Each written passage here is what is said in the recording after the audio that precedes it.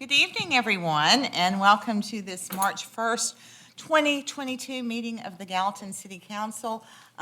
This decor on this desk is courtesy of our building official, who is a Louisiana native, and today is Fat Tuesday, so happy Fat Tuesday. I think he said the proper phrase, not in French, is let the good times roll. All right, thank you, Mr. Stewart. He brought lots of Mardi Gras celebratory accoutrements today, so thank you for that. So the meeting is called to the order, and we're going to begin this meeting as we do each meeting with the invocation and the Pledge of Allegiance. Councilman Alexander is going to offer the prayer, and I'm going to ask that you stand with me, please, and then Councilwoman Fan will lead us in the pledge. Let every heart pray. Eternal gracious God, once again, we come with thanksgiving in our hearts. We thank you for this beautiful day. We thank you for this city. I pray, oh God, for equality for all people, everywhere, every country. I pray for the war-torn country. And I pray, oh God, that everything we say and do in this meeting tonight will be fair and pleasing in your sight. Bless us now and keep us. And every heart said, amen. Come in and pledge, please. I pledge allegiance to the flag of the United States of America, and to the republic which stands, one nation, under God, indivisible, with liberty and justice for all. Thank you. Ms. Kittrell, if you would call the roll for us, please. Vice Mayor Fennell. Here. Councilman Alexander. Here. Councilman Fan. Here. Councilwoman George. Here. Councilman Hayes. Present. Councilwoman Love. Here. And Councilman Overton. Here. Mayor, we have a quorum. And everyone is present, too. So now before you, you have the minutes from the February 15th, 2022 City Council meeting. I have a motion to approve by Councilman Overton, a second by Councilwoman Love. Are there any additions or corrections requested? Seeing none, all in favor of approving the minutes from February 15th, 2022, please say aye. Aye. Opposed, please say no. They are approved unanimously. We'll now go to public recognition on agenda-related items. This is the time of the meeting where anyone who is here can speak to an item that is on the evening's agenda. There is a public hearing this evening. It is for a preliminary master development plan located north of Long Hollow Pike and east of Big Station Camp Creek Boulevard. If that is your concern, you may wish to wait and speak under the public hearing. And then if you have an item of concern that's not on the agenda, then you can speak to that at the very end of the meeting. But right now, public recognition on agenda-related items is open. You may come forward, introduce yourself. You'll have 5 minutes to speak, and we ask that you give us your address for the record as well.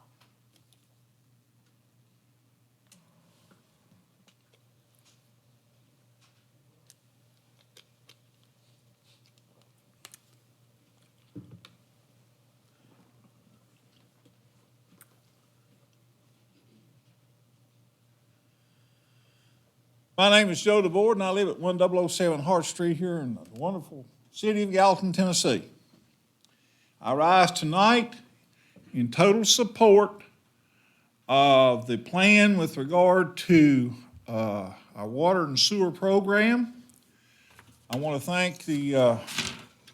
Kellogg and his fine staff for the work they've done. They've been working at this for several years to develop a plan for us to work. There has been some people that were concerned about funding for this major operation. We're going to take this piecemeal because what we're going to do is, as we find grants and so forth that we need to do, we can be able to apply them to this plan that we have. First, you have to have the plan, folks. Second, then you go looking for the funding to do the job. Therefore, it will be incumbent to us to be able to do this in the future. Now, you got to remember another thing, too. This water system that we have that we're working on, subject to what the Castellan Springs and those group want to do, they've been buying water from us for a long time. So we're talking in terms of more than just the city of Gallatin. Now, if they want to do their own little pickup and set up their own water treatment plant, that's their business. But I think it would be wise for them to stay with us because guess what? It'll be cheaper for them just to buy from us than to go over there. So that is a good thing. Mr. DeVore, are you getting to an item that's on the agenda? Huh? Are you getting to an item that is on the evening's agenda? Yeah, it's on the agenda for the plan with regard to Mr. Kellogg's plan that's coming up. No, not this evening, it's not. It's not? No, sir. Well, I thought I saw it on the agenda. You was doing good, Joe. You are. Anyway, Mayor, since we got to watch the president after a while, I'll just shut up and go and sit down. I wasn't sure where you were getting to. All right, public recognition on agenda-related items. Anyone else wishing to speak, they may come forward at this time.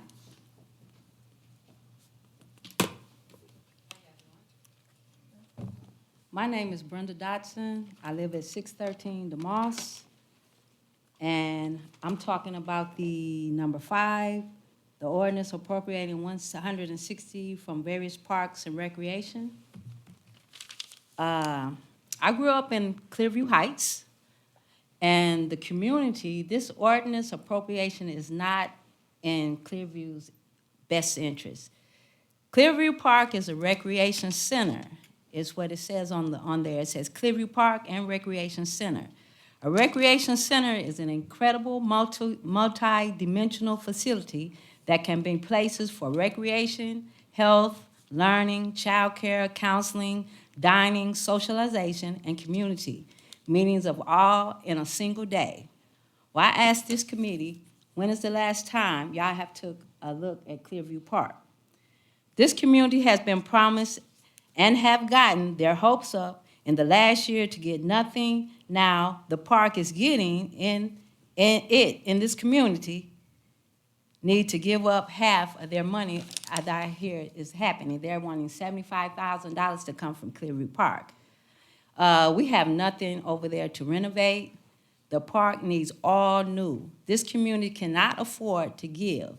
This park needs every dime to go towards a new clubhouse, a new playground area, more activities for more of our youth, a better pavilion, and we need better upkeep over there. The recreation center now is very unusable. I also have on my phone pictures of the park, and I also have interviews from some of the kids over at the park.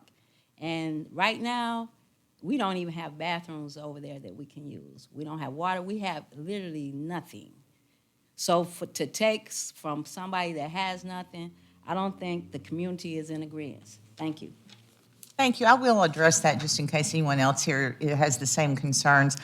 This was a funding allocation, the decision that was made because the plans aren't in place to spend that money yet.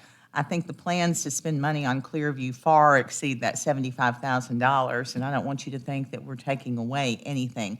It's just not going to be utilized in this fiscal year because we're trying to plan the community center and we're trying to plan the other amenities and also work with the Shalom Zone for some other opportunities for the area. So there's no. You may. I didn't want a misunderstanding there. I think The that was things just a that we financial do decision. have over there are not really usable. The park, the benches are dry rotted over by the baseball field. The baseball field is not upkept. We can't even play any games over there because you're gonna fall off those bleachers. That's something So I'm- we literally have really nothing over there. My grandkids go over there, and after 15 minutes, they're ready to go because there's nothing there. I thought we had updated the basketball goals and everything, but But if certainly you I will. have to play I will basketball. Everybody hey, doesn't hey. play basketball, and we have This is- nothing past Tyler's. Okay, this is public comment. Okay. And so I appreciate your input. Certainly, your concerns are something that you and I can get together with Mr. Brown about because it sounds like maintenance issues and just some routine repair and replacement needs to happen immediately. Yeah, But because again, this even the was for- horseshoes, it's only one. That's bad. But this was for trying to install a playground, which we're trying to get the plan for the community building. It's going to be a lot more money going to Clearview, and it's going to be a much bigger and comprehensive plan. But It's just- we would like to know when will that money be going to Clearview, because Well, Clearview is behind. I think Mr. Brown, he's sitting there, he knows more than I do about where he is. I know he was trying to get some plans drawn up. I don't know if that is in process at this point, or if, but, you know, we are looking at ways that we can allocate funds so that we can execute it, you know, within, I'd say, a year to 2 Brown, years. We need So- stuff now. But anyway, I thank you for your comments, and we are well aware. Thank you. I'm here. My name is Betty Williams, and I reside at 304 Woodcrest Drive, and I also have property in the 603 Pay Street in the Clearview Heights community. I'm here for number 5 also, and I think it was about 3 years or 4 years that we came trying to come up with the facility before Mr. Austin died, and we went to Spring Hill to look at a facility, and we really thought that this committee was going to do something to help the Clearview. Even if the kids go over there to use the bathroom and to play on the playgrounds, they don't have a place to even go to use the bathroom. If you use the bathroom on the streets, you're going to get a citation. So I just feel like it's not fair to the citizens of that community to still have us to exist in that manner when money is going to other parts of the community.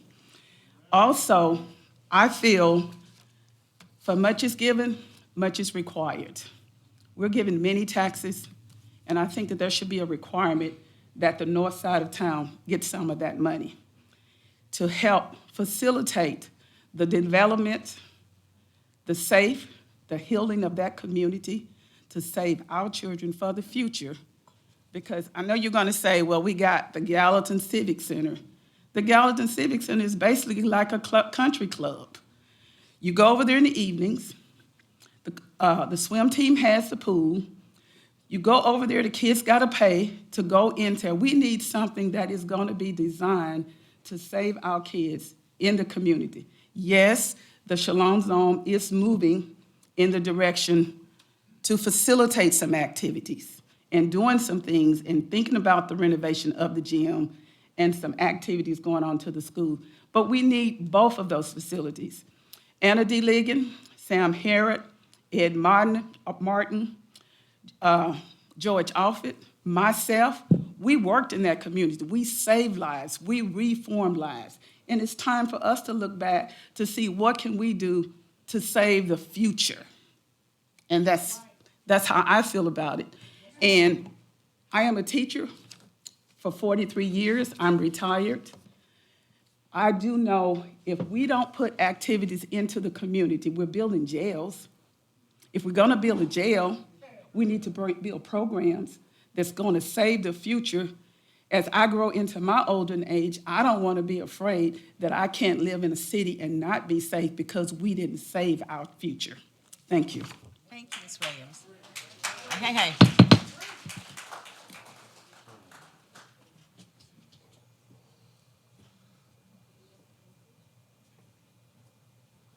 Good evening, everybody, and to the mayor, doing an awesome job. We thank God for all of you, the whole board. My name is Bishop Williams. I'm 68 years old. I'm getting old, and I feel it. I grew up in been here 68 years. Never been anywhere else to live. But I remember as a child coming up, I looked forward to going to Clearview. Because I was a farm boy, so Dad wasn't going to have that often. But we played, we had fun. Swimming pool, swings, every merry-go-rounds, you name it. And I seen a difference. Even we fought. We'd be back in the pool the next day. I had some friends that clipped me for about $50. I knew they did it. But even after they did it, I knew. I said some words probably to my dad. He didn't ever find out, but I forgave him, and we played together the next day. So what I'm really saying, Right now, I feel like it's only right.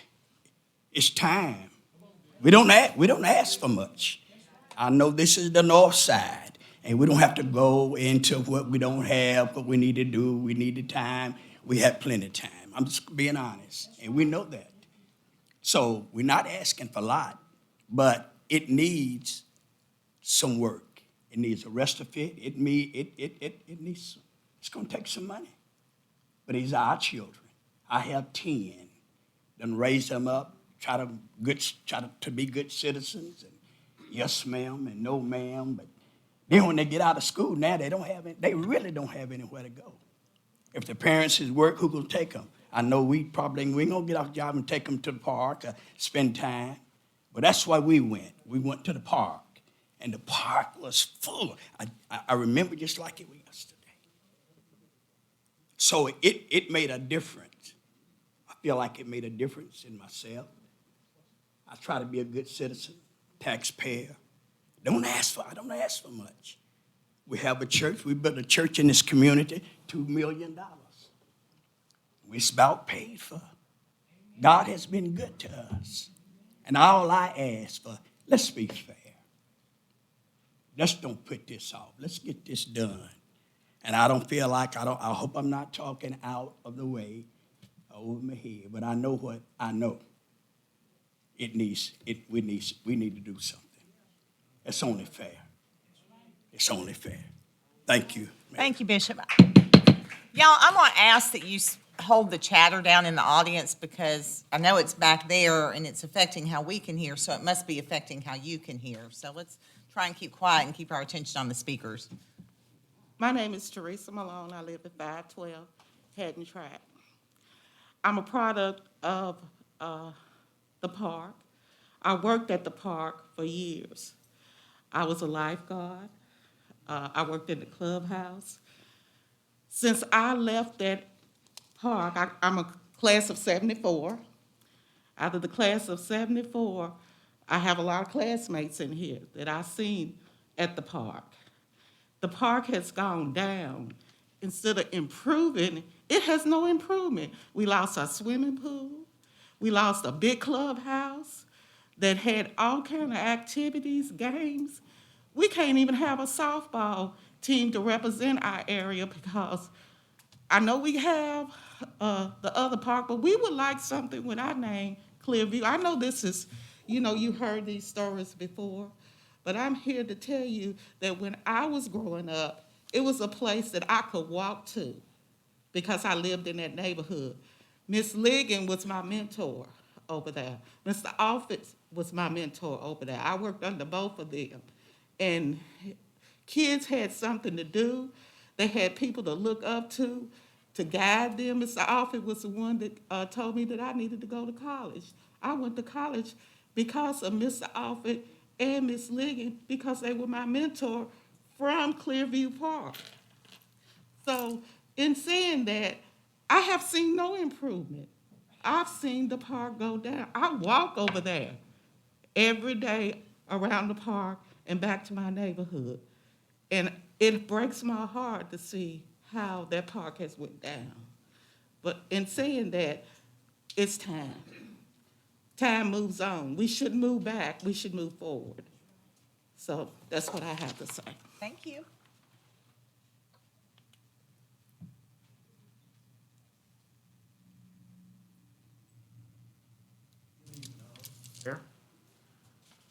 My name is Homer Garrett. I've been around Gallatin a long time. I'm 72 years old. I played at Clearview Park. I swam in the pool, in the merry-go-rounds. I was on them. And it's looking there. I live up the street. I live at 348 Paradise Street. I can look down at the park. It's nothing going on for the children. I know you're hearing this over and over and over and over, but you need to hear this because we trying to do something for our families. We trying to keep them in contact. We want to keep them where we can see our eyes on them and we can be able to take care of them. The park, yes, it needs to be something done to it. And if you do something to it, I wouldn't mind working down there, keeping the yard up, or keeping it mowed, or whatever you need to take. Clean the bathroom, if you had a bathroom. We need one. You can't go to the bathroom over there, everything is locked up, keys on it. And you're out there running around and kids out there, and why are you going to use the restroom at over there? That's indecent exposure around children because you ain't got nowhere to go. What you gonna do, go off and leave your kids and try to go use the restroom and come back? Then what's happening? You don't know what's going on. They in trouble, or something happened while you were gone. Then you in trouble because you wasn't there with them. This is something that needs to be taken care of. And I couldn't sit there no longer without saying something because it's been too long to not to have nothing done at Clearview Park. Clearview Park is suffering. The community is suffering because we're not doing nothing and nobody trying to do nothing about it. Thank you. Thank you, sir. Hey, that reminds me, if whoever else is welcome to come up and speak, but I just wanted to tell you all that in the lobby of City Hall, you should find a QR code. We are in the middle right now of a master plan for all of our parks, and I think it would be very, very helpful if you went in there and took the survey and submitted your ideas and suggestions, because as we're trying to navigate the improvements for every park, but I think Clearview is particularly challenging, different people want different things. And so trying to figure out what those best things are for that park is what we are kind of challenged with at this time. So I just offer that. You can find the QR code to the survey or find it online on our website or on social media if you want to take that. I am sorry, sir. You may go ahead. It's quite all right, Mayor. My name is John Boone. I live at 1137 Woodvale Drive in Gallatin. I am not from here. I moved here in 2017. I was blessed to marry my wife, who is a resident from here. I am from Atlanta, Georgia. Many of you probably visited Atlanta long ago and don't want to go there anymore. I see and have seen the same things happening, not only in Nashville, but it comes this way also. Where there is neglect. When I grew up in Atlanta, there were parks, there was recreation, we had baseball teams, and there was activity in all neighborhoods, all across the city. Until politicians, which I used to want to be, decided that they had better ideas for city growth and for the betterment of the whole. And so there were some areas that then got neglected on purpose so that gentrification could set in, properties could be bought for little of nothing, and new development could come, new tax base could come, so on and so forth. What they didn't understand or didn't realize perhaps at the time was that crime was going to come right behind that new development, because what they had done was they had stolen the lives of the people who grew up in those neighborhoods. Their activities, their livelihoods, their culture that was vibrant was taken away.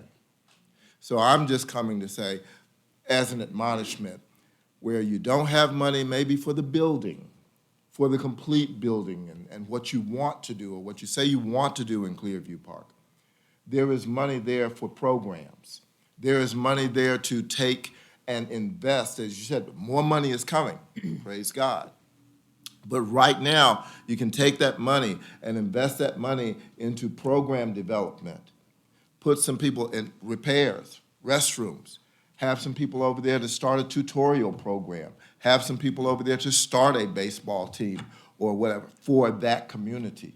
Start doing programs in that community to let them know that they are a part of the city and that they're cared about and they're not going to be neglected.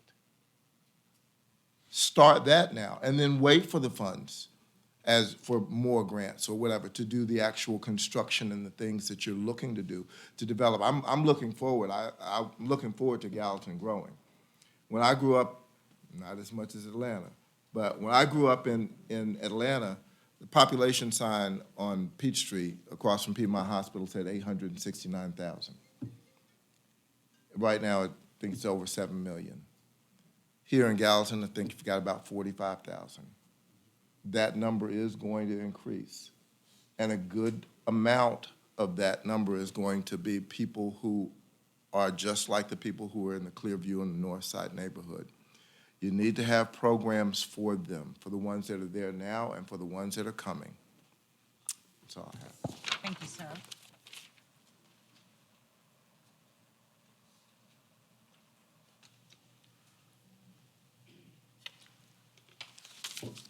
Thank you, ladies and gentlemen. Excuse me, my name is James Robb Jr.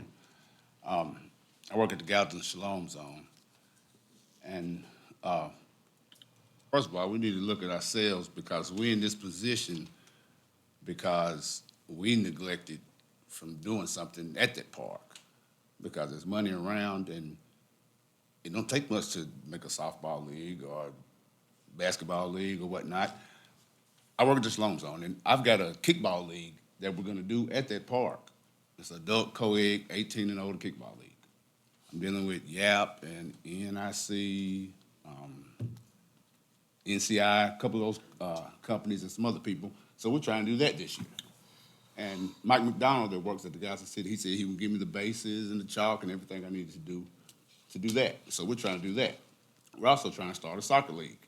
And I'm not as old school as some of the old school union people, but I went there as a worker steward student. And the school had always been connected to the park. And we're not going to talk about the fence, but the school had always been connected to the park. And there's so many good things going on at the Shalom Zone that people don't know about. There's 3 women up there, they close their doors and they write grants every day for 8 hours a day. We got an after-school program. There's about 30 kids come in there. They go out there and play soccer. They want to go on over there and play some baseball sometimes. That's every day. We got a music room started. They're building a museum right there. All this stuff is going on. And this is an opportunity. This is our time. And it's our time to speak up and stop speaking and start doing something. And we could still use a couple of dollars to help out. But we're the ones that got to do it, y'all. These programs we're talking about and all these good things, we got to lead that. We don't need them to do it. We just need them to help us out. And we can do what we want to do at our park, at our school, at our union high, at our Rucker Stewart. But we could use that money.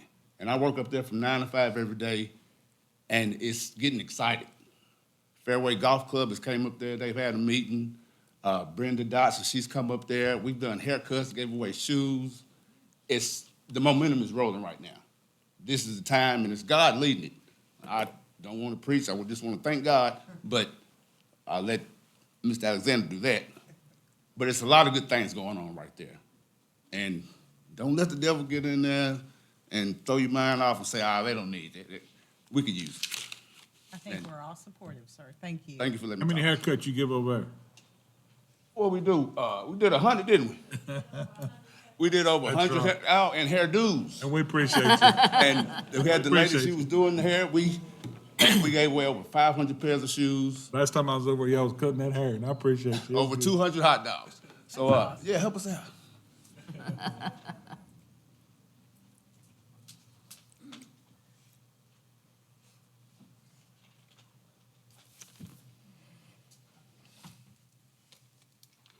All of you. I am Shirley Pursley.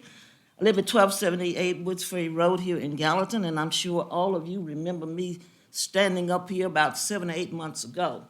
Because of that, I'm going to be real quick so I don't get escorted out. The things that these people have said, they're good things. But what's going to help us is for all of us to pray and ask God to touch the minds and hearts of these people. You know, you said good things, but they don't care about the things you've been saying. Some of it has been fun. especially this Ms. gentleman Pursley, here. address the council, please. Pardon? Address the council, please. Okay, council. Like I said, the things that they have said, they're good things. Much is needed over there. Like I said before, much is needed across the tracks, period. Any and everything that needs to be done on this side of town, whether it's in the budget or not, it gets done. Like I said last time, it's not my job to know anything about the budget. I don't know where money comes from, but it comes from somewhere when something is needed on this side of town. You all know what's needed over there. But our jobs, we can't do anything else. We just gotta pray and ask God to touch y'all's minds and hearts to know that we are all human, like I told these guys the last time. Same God made you all, made us. So we need things. And it's gonna be up to you all to see that we get them. Last time I spoke, David Brown immediately took me outside, took me in the lobby out there. I thought he was going to take me to the elevator, but he didn't. He took me there and explained to me that the things was going to happen over at Clearview Park. We already got it planned out. It's going to be a stage, and it's going to be, several things he said it's going to be. I'm here every week, but I've not heard when these things are going to start. Now, last week, I don't remember exactly what they were, but it was a couple of things that had money left over. We had money left from something. So I whispered to the girl next to me, I said, maybe they'll add that to the Clearview money. Little did I know that to come up here tonight to find out, instead of the Clearview fund growing, people are saying it's going to get less. I don't know what it's going to do. All I know is it is time. It is time for all of you to realize you aren't the only people, and we are human also. And the people in Clearview Park, they need to have some things that they can enjoy, a clubhouse, park, things for them to use, just for it to be better. Because it's bad over there. It's sad over there. But all of you are the one that can do it. And we're asking you to do it. I think I better sit down now. Thank you, Ms. Pursley.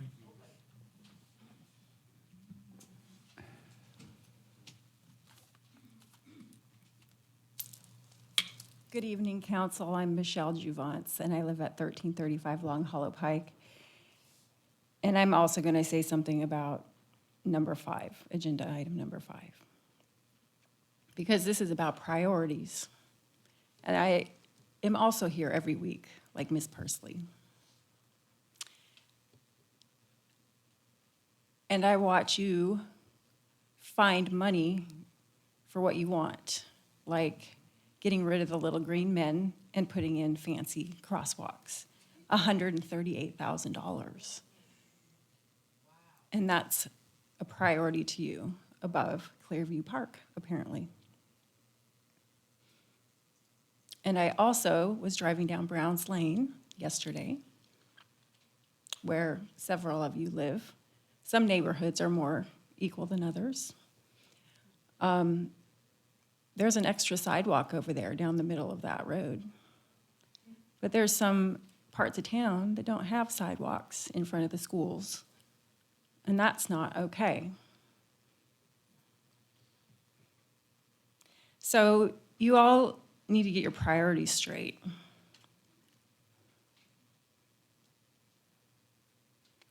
Because you can find money when you want to, because I've watched you do it. Thank you. Okay.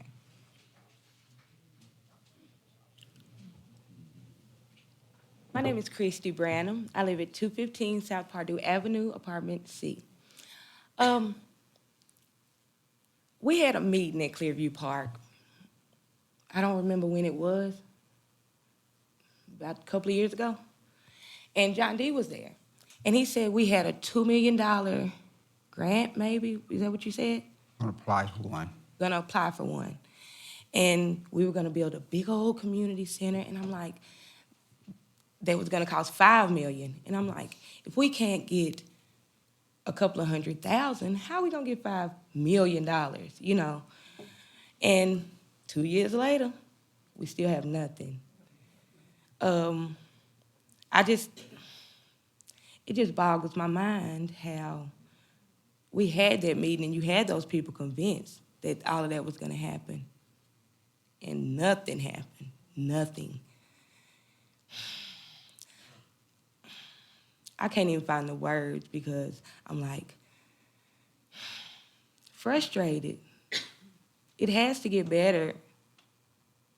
If it doesn't, it gets worse everywhere because crime doesn't only happen on the north side, Clearview.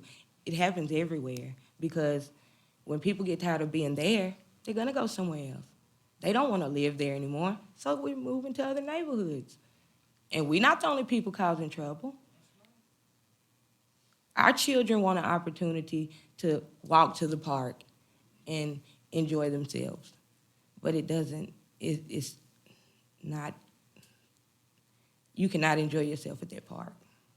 My mother died in August, and they have lived there since I was 15. I'm 39.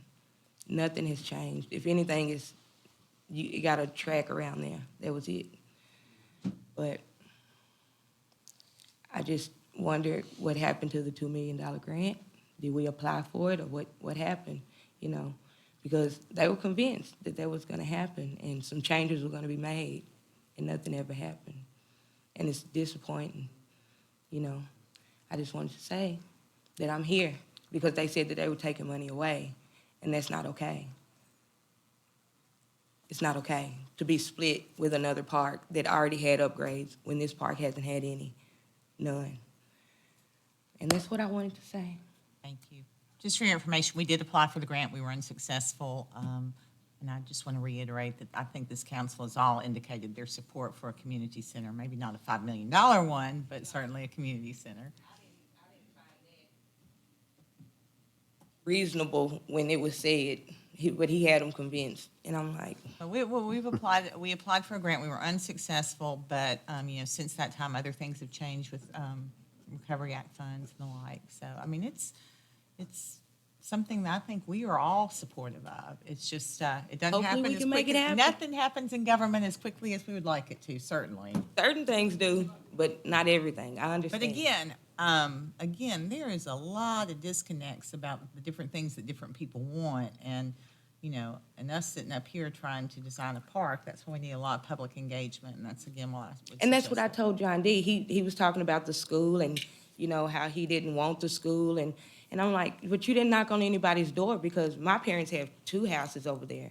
And they never got what's your opinion? You know, nobody in that neighborhood or in that community got to knock on the door for their opinion. So when it does start to happen, can we do that? Can we knock on the residents' doors? Absolutely. And We'd ask love to have, what, help doing that. But so right now, this park plan is out there. There is a survey, and it's a great opportunity to submit your ideas and suggestions. And I do very much agree with what Mr. Robb said about the forward momentum of Shalom Zone and the opportunity for synergy between the park and the building. So I'm excited about the opportunities ahead, but you know what we don't want to do is we don't want to do the wrong thing. We want to do the right thing. And so I appreciate your engagement. All right. Sounds like you're going to spearhead something for us.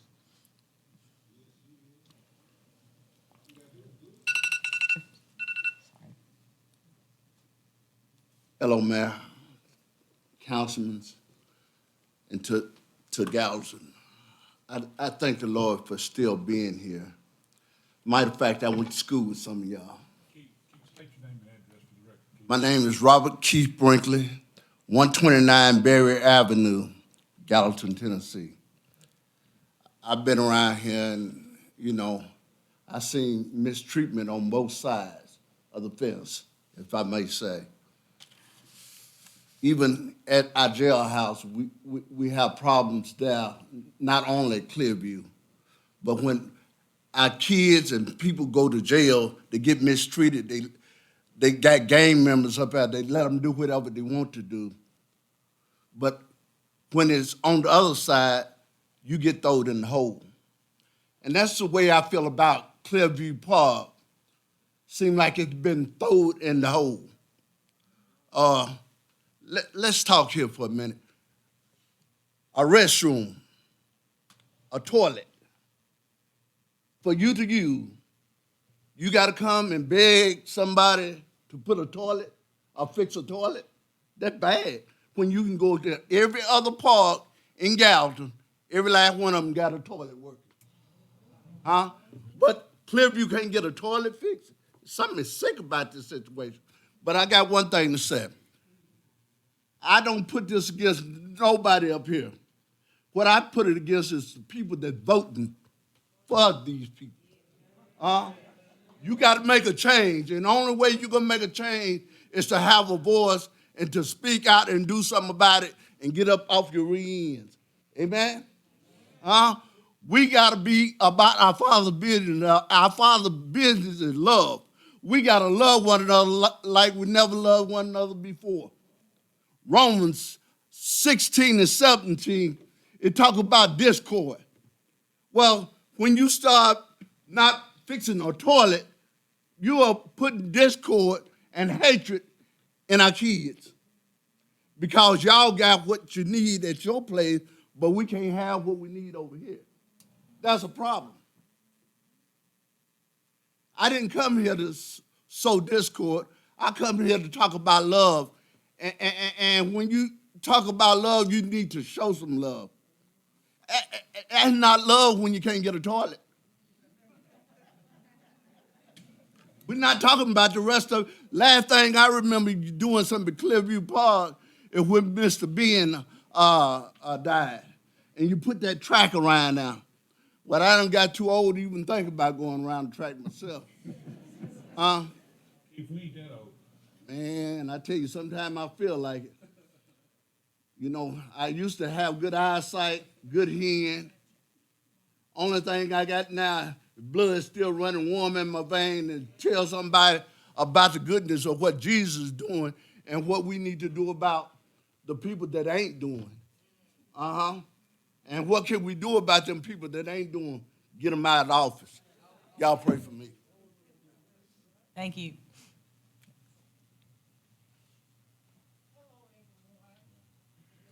Brown and everyone else. I wasn't going to say anything, but the Holy Name and Spirit. address, please. Oh, well, everybody know where I live. I live at 1137 Woodville Drive. My name is Angela Boone. I moved over here in, I think, 81, down here on Lackett Street, and Clearview Park was there. I was excited because I moved from the country. And I thought, oh, a pool, and had all the amenities. I started braiding hair for extra money. So I say that to say this. It was gone quickly. I represent Mr. John D. Alexander. We went out to get signatures for this 5th thing y'all talking about tonight. And, you know, God has really, really blessed us more than probably we can imagine. A lot of us don't live in gated communities where you have to swipe a thing and put in a code to go in, and you got all the golf things and all the swimming pools and the clubhouses, and you can't come in if you don't have a code. Okay, that's fine. But see, God got a place for all of us. It's not made by man's hands, and it's available to all of us. Now, they say we building this overpass over here. If anybody want to go to the Civic Center, they can walk across that bridge. Well, our kids not gonna walk nowhere. Now, Shalom Zone have a before and after school program or whatever, but where's the bus that goes to these different schools to pick them children up in the afternoons to go to Shalom Zone until parents gets out from work? A lot of people don't have a way to get their children from school to go to Shalom Zone to take advantage of what's going on over there. Now, a lot of our kids can't afford to go to the Civic Center in the summertime because I think it's what, $7, $11, or whatever it is. Some of them don't have $2.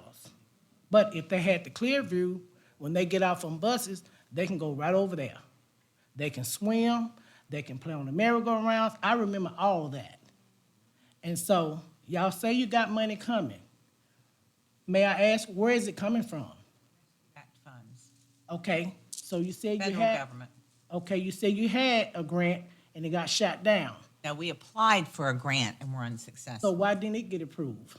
It is not, it was a grant from another organization. They choose, and we actually were told that we had a very, very good application, but geographically, they wanted to go to a different area of Tennessee, and they encouraged us to apply Okay, again. so how did the money get approved to put those blinking lights down in the street to let us know it's the That was a pedestrians public crossing over? safety issue where we had people that were constantly complaining and crosswalk signs that were getting knocked down every single day. And, Unacceptable.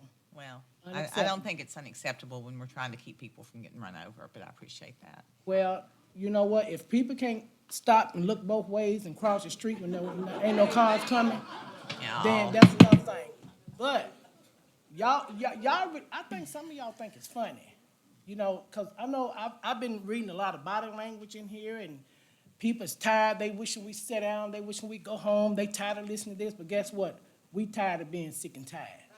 We not sleep no more. We wide awake, and we see the things that go on. We see the things that go on behind closed doors. Clearview Park is not being worked on because some of y'all is not allowing it. Y'all know who you are, and God know who you are. The wages of sin is death, and y'all better check yourself. Before you start looking out this window, start looking in the mirror. Okay, anyone else wishing to speak under public recognition on agenda-related items, this would be your time. Okay, seeing no one, we will declare public recognition on agenda-related items closed. Moving now to item number 1, which is public hearing on ordinance 02201-4. Councilman Hayes is recognized. Yeah, this is an ordinance of the City of Gallatin, Tennessee, rezoning 57.50 acres from the agricultural residential to R8 PRD medium-density residential, planned residential development district with a preliminary master development plan for Station Camp Creek located north of Long Hollow Pike and east of Big Station Camp Creek Boulevard. Authorizing the revision to be indicated on the official zoning atlas, repealing conflicting ordinances and providing for severability and providing for an effective date. This is a public hearing. If you might like to speak, please come up. Okay, last call for public hearing on ordinance 02201-. Okay, you all knew I was going to say something about this one because I have every single time it's been in front of you. Do I have to say my name again? Okay. Michelle Juvance, 1335 Long Hollow Pike. Yeah, I live on Long Hollow Pike where I'm about 2 miles down the road from this development.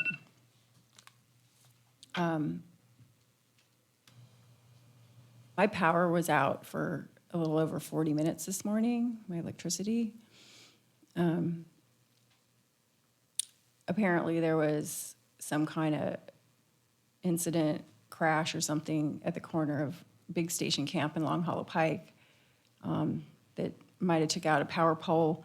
One of my friends who lives over there got stuck in traffic. There was a huge traffic backup, big traffic jam. So you all know, you already know that my opinion about this development is that it's not the appropriate sort of development for Long Hollow Pike, and that's just my opinion, okay? But what's not just an opinion is the safety issues. I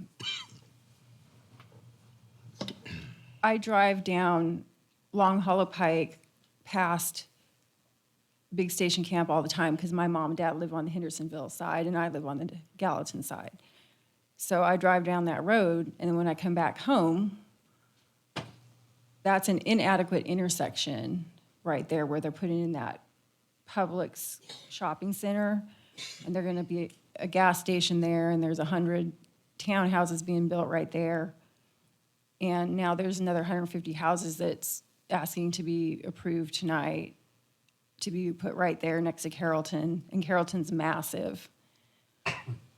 So every time I drive on Long Hollow Pike from my parents back home, I think this is just crazy. How did this get approved? Like, to have this inadequate intersection with, I don't even know what you call it. It's like some kind of weird divider where the turn lane to go into where they're building the Publix shopping center is dangerous. So I don't know what the crash was that happened that took out the power line there this morning, but something happened. So it's just going to happen more and more. And I think that that you all just need to pay more attention to like the roads and the infrastructure and what's going on before you just keep approving so many houses and like massive commercial on an inadequate intersection. Like the other Publix that just got built over on the 109, that is an adequate intersection for something like that. Like that's a big intersection, it can handle that. And there's a light that got put in there, but this is not an adequate intersection for what is being built there. And now we're adding even more. So I'm just asking you to look at what's going on. It's just too much too soon. And then just to go back to my opinion again, it seems like all we're getting in Gallatin the last few years is townhouses and apartments and tiny lots. And that we're not getting enough variety of different kinds of properties. And so I'm personally just kind of disappointed with that. Thank you. Anyone else wishing to speak under public hearing for ordinance 02201-4? Seeing no one, public hearing on ordinance 02201-4 is closed. Item number 2 is second reading on ordinance 02202-6. Vice Mayor Fennell, you're recognized. Thank you, Mayor. This is ordinance amending Gallatin Municipal Code, Chapter 3, Alcoholic Beverages, Article 3, Beer Division 4, Regulations, Section 3-222, Restrictions on the Issuance of Beer Permits. So move. Second. Motion by Vice Mayor Fennell, second by Councilman Alexander. Is there any discussion on this? Okay, this is second reading on ordinance 02202-6. All in favor, please say aye. Aye. Opposed, please say no. It is passed unanimously. Item number 3 is second reading on ordinance 02202-8. Councilwoman George. Thank you, Mayor. This is an ordinance updating the purchasing policy. I so move. Motion by Councilwoman George, second by Councilwoman Love. Is there any discussion on this? Okay, this is second reading on ordinance 02202-8. All in favor, please say aye. Aye. Opposed, say no. It is unanimously passed. Item number 4 is first reading on ordinance 02203-10. Councilman Overton. Thank you, Mayor. This ordinance appropriating unspent 2014, 2016 bond funds for Fire Hall number 5 and for the police gun range, and appropriating $34,000 from local sales tax for the police gun range, and I so move. Second. A motion by Councilman Overton, second by Councilman Alexander. Is there any discussion on this? Okay, this is first reading on ordinance 02203-10. All in favor, please say aye. Aye. Opposed, please say no. It's passed unanimously. Item number 5 is first reading on ordinance 02203-11. Councilwoman Love. Thank you, Mayor. This is an ordinance appropriating $160,000 from various parks and recreation lines for Thompson Park ball field lighting. And I'd like to move for discussion. Motion by Councilwoman Love, second by, I think, Councilman Hayes. Is that right? Okay, opening the floor for discussion. I just wanted to bring to, when I saw how much money was being taken from the different parks, I just wanted to discuss that a little bit more and find out more about that. Mr. Brown, I don't know if you want to come up and address that. I think that these were all projects that are not going to happen within this fiscal year. And so since this is kind of an emergency need to keep those ball fields running, they were going to transfer those funds from those line items to that emergency need. But I'll let you correct me if I'm wrong. David Brown, Leisure Service and Parks Director. Well, we wanted the $290,000 to be appropriated out of undesignated funds or whatever. These projects was gonna be done, some of them this year or whatever. We've been holding up on the Clearview because of the grant and the recovery money. So, yes, that, and until the mayor gives me the authority to go ahead and move the playground and get ready, yeah, we was waiting on the grant. So we got turned down. or didn't get approved. Now, they have said that we have a good chance of getting it again. Who knows? I think some of the recovery money could be used for some of the stuff. But, I mean, it's not only Clearview Park, it's even at Thompson Park. We're in desperate need of some more skateboard equipment. That was taken. The renovation of Guys, we need you to be quiet in the audience. Again, it's distracting. the concession stand and the ball field, some more work on that. That was also taken. The Civic Center goals, it's completed. That money could be moved. And also the Miracle Park has been completed now. There was another fund at the Miracle Park that cannot be used because it's donations. It has to be used at the Miracle Park. So yeah, some of this money could be used. It could be put in next year's budget as it was suggested, or whatever. Is there, I'm sorry, Jimmy, were you about to say something? No, John D. Go ahead. Now, my thing is, we've been talking about this Clearview Park for 5-6 years. We went out and got signature, we done everything. I was very patient because I wanted to submit it in the bond fund, but it was voted down, remember, Mayor? So and then we waited for the grant. I've been very patient, I've waited. But my constituents in the 5th District have waited long enough. We have enough money. I talked to Ms. Rachel today, and we came up with about $309,000, almost $310,000. We can do something at Clearview now, today. And I met with Mr. Brown out there today. You know, the playground equipment can be moved, that block building could be torn down and get a pad ready when we do decide to build a building, or whenever we do get the money to do the building. But we need to do something to let the people know that we are in good intention to do something. Now, we've been talking about this for a long time. We didn't get the grant, okay. We couldn't float it in the bond, which to me was the ideal thing to do. We couldn't do it. But we got some extra money here, about $310,000, that we can do something to Clearview today, this week, not next year, but now. And then we take Thompson Park and apply it when we do our, we can put it on a list when we do the budget. I'm going to respond to that. I mean, I think the problem is, what do you want there? I mean, David and I Mr. Brown and I kind of received the direction that the building was that priority, and so we've been going down that road. He had put the playground in the budget, which is what this money was, really on his own because the equipment needed replacing, not because that had been a request of the community. So we're trying to balance, like, what are the right things to do here? And the grant that we had applied for, there was a huge comprehensive plan that would be more than I think we could do as a city. And so that was why we were trying to apply for that. If we can figure out what we want, and Mr. Brown, where are you with the plans? I know that we talked about it a couple of times. Let me insert something here, right there on that train of thought. I drew up a plan myself, and all I was asking for was a building. Just a building, 60 by 80. That's all. A building, right, Ms. Brown? 60 by 80.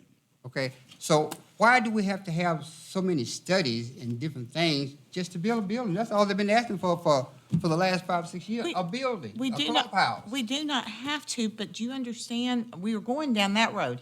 I know, but all we're doing is are talking. the plans being drawn? No. Okay. No. We're still working on the floor plans, as I told John D. today. We got to get the floor plans, and also you got to get, is it going to be brick? Is it going to be block? Is it going to be 2-story, 1-story? Well, and we have Tin been roof, batted back and forth about the bathrooms, the outside access, the inside access, and how, whomever thought it worked best. This building would include outside Right, I know bathrooms what the and last inside iteration we've bathrooms. spoken of is, but I'm just. Right now, the bathrooms are inside the building, and you'd have to leave the building open. I know when the kickball league and the little soccer league's coming, they're gonna have a key to the building, so when they're having their games or practices, the building will be open for them to use the bathroom or whatever. What I would suggest doing right now at this point is, what other projects are you saying that you could complete this year? Because I thought that these were dollars that weren't going to be used this year and could just roll into, that you could rebudget for next year. Well, the only reason we hadn't done anything at the playground, for the playground, is we was waiting on the grant, which got turned down. And then you think that the recovery money could be used for that. So I've been waiting on that. But we could order the playground immediately tomorrow. And start tearing down that block How long- building. How long does it take and when do you pay for it? I'm sorry? How long does the playground take and when do you pay for it? I would say in a couple of months, they'll come. Now, the playground people I talked to today, they're recommending for a playground that's not controlled to have the rubber mulch instead of the solid thing because of kids coming from everywhere with spiked shoes on and everything. So it would be a rubber mulch playground, which is federal law says you can do that. You can't have the old bark and chips and gravel and sand anymore. You gotta have an engineered product for the fall zones and stuff. Mr. Brown, could your department tear that block building down and clean that up? Yeah, the cost of that would be the disposal of it. So. Could we not start that, though? I mean. No, we haven't done anything. No, I said, could we not, Well, could we not do that part It's of still being utilized, though. I Huh? mean, it's not. Mayor, It was useless. It's No, not that's what I'm being saying. utilized. If- Councilman Overton. can I make a suggestion that we just leave this money alone and we take this $160,000 out of general fund? And then John D. and Mayor and you and David can talk about this $75,000. Can we not just take this 160 out of general fund and move on? I would subtract the 54,667.56 because you're not going to use that, correct, Mr. Brown? Correct. Make that in the form of amendment, I What's think that? he said that the basketball goals were already, that we take the 50-something thousand dollars out that he's not gonna use, and we get the rest of it out of general fund and leave the rest of it alone. I think that's the best path That's forward at my this time, amendment. because, I mean, this is, this isn't, And you still got the $75,000 in there to spend at Clearview and whatever else, so. and there, yeah, and what has to happen at Clearview is way beyond $75,000. Is there- So that's $75,000. But we can start. We can do It is. something. And I- We can move those playground equipment, like I talked to Ms. Brown about today. He We can can- tear the block building down to get the pad ready for the building whenever we get the money. We got money here, about $310,000 that we can do something. Well, I was at the building in the spring, and they were utilizing it, so I didn't realize they weren't That utilizing it building, now. I it's not apologize. utilizable. It's horrible. Wherever I the agree work with, is. I absolutely Ted, agree with listen. you. I wouldn't want to spend time in it. This is my opinion. Let them do it. What we need to do is authorize Mr. Brown to start moving that playground equipment back, tear down the block building to get the pad ready for the building. And if I need to draw out another plan, I'll draw out another plan. But I have already drew out a plan according to what the people in that district wanted, the building and everything. I've already done that. But it's not a plan to Well, I'm not an specify. engineer, but I Right, ought to give you an that- idea about what to do. And we have that, I and know that's I'm what not he no has, engineer. and that's why I asked are the plans drawn, Yeah. because they do have to be engineered so that they can be built. But when? When are we gonna start doing it? That's what these people are asking. When? When? When? well, if we I mean, do how long what can it take Councilman to get this Overton building? suggested, and then we get together and. To get the building plan. Oh, whoa, y'all, let's maintain control here. Mr. Brown. Made an amendment. I just made an amendment to the motion that we leave everything alone, we take this out of general fund, except for the 55,000, everything else stays in just like it is, and we take this money out of general fund, and then the money's still there to do with Clearview and things that we need That's to probably a do. smart thing to do, so I I would second second that, except for that. also the 15,000 for the basketball Basketball goals, which is already, which he could. You said the basketball goals have already been done, David? Yes. So we could subtract those two items, take the rest of it out of general fund, leave the rest of the money alone, and let's move on. Let's- There's some money left in the civic center budget, is it not, that we hadn't used? That was the basketball goals. Okay. Brown, when could you start with destroying the existing building? When do you Pretty think? quick. I mean, it'd take a little time to get the utilities unhooked or whatever. I'd say we start with the playground, take the building down, just like Mr. Alexander said, and move forward. Now, the playground will take a little while, but I mean, that's no problem. I'm talking about ordering Get it the ordered. equipment. Yeah, we can get it ordered and get it started. And some of the equipment, as I told Mr. Alexander today, it's been there, some of that, it's old, it's been there 25, 30 years. We won't be able to move it. And we personally, our department will not be able to do that. It has to be done by a company, because our insurance company won't let us do the playground anymore. But we can tear that building down, though. It could has we to be done by a not? professional. We can't tear that building down. Process.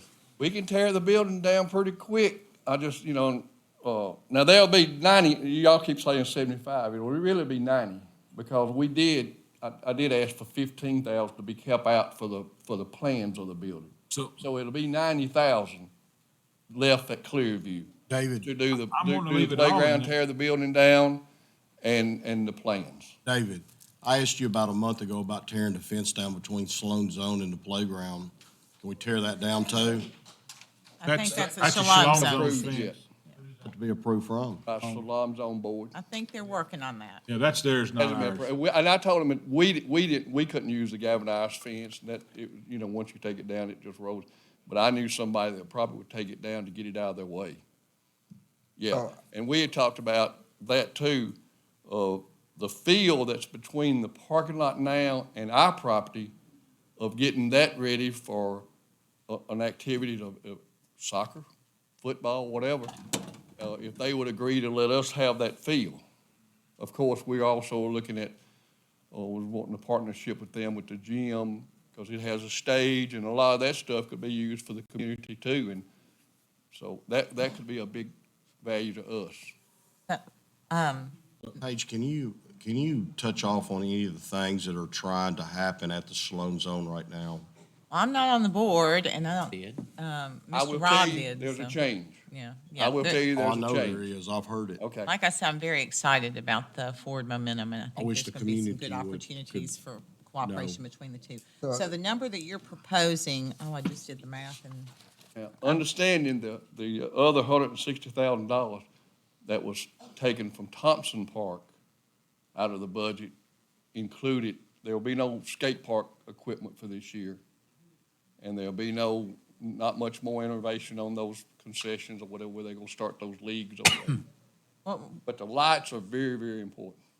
when was that taken from the Thompson Park? The $160,000,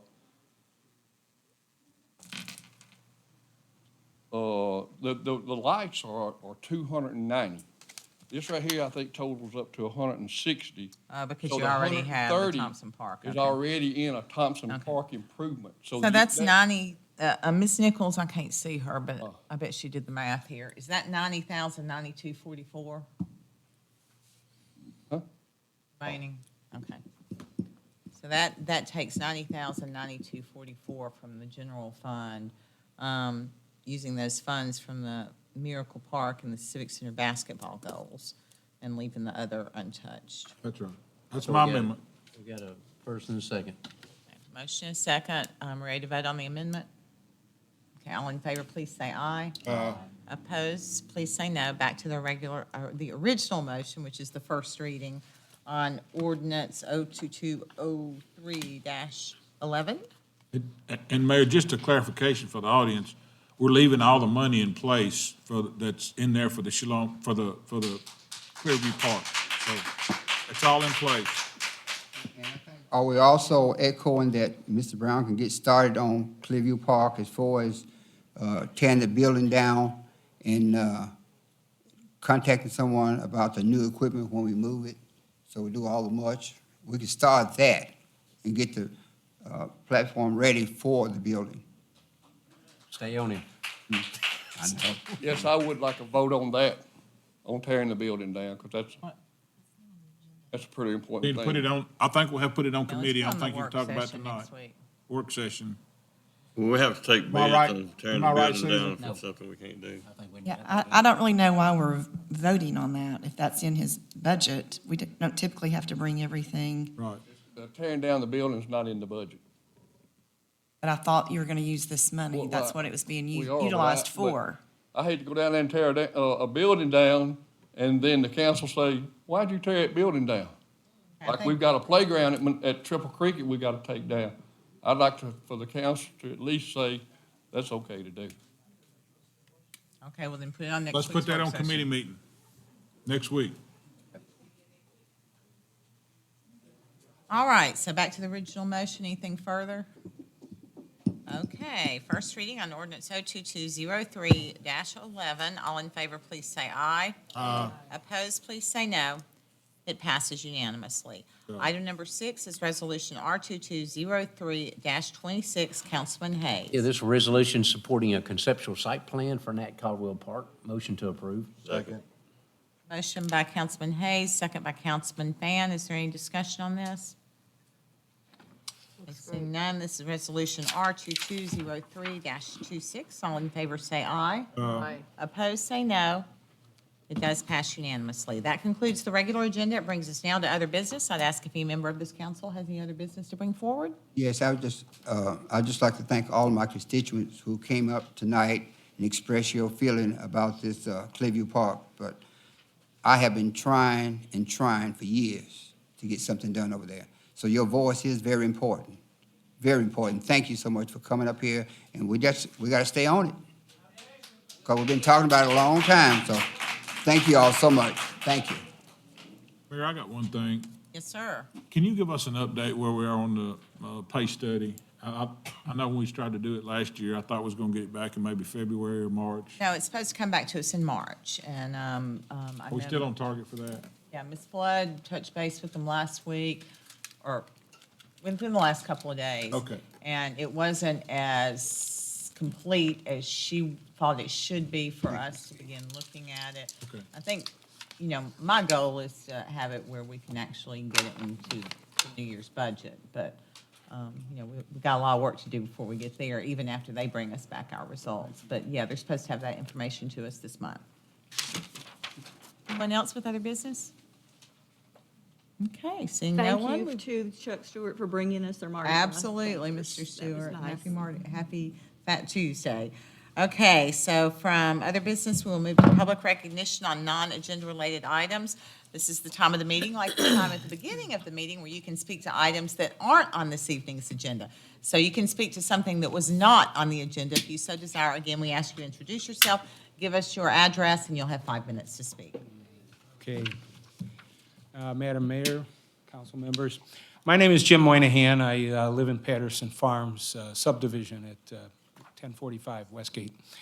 I know this wasn't on your agenda, and what I'm coming here for is to make you aware of what's going on out there, and I'm hoping that you guys will help us to find the right person or persons to get the answers that we require. Okay, so I've got some short remarks here about it.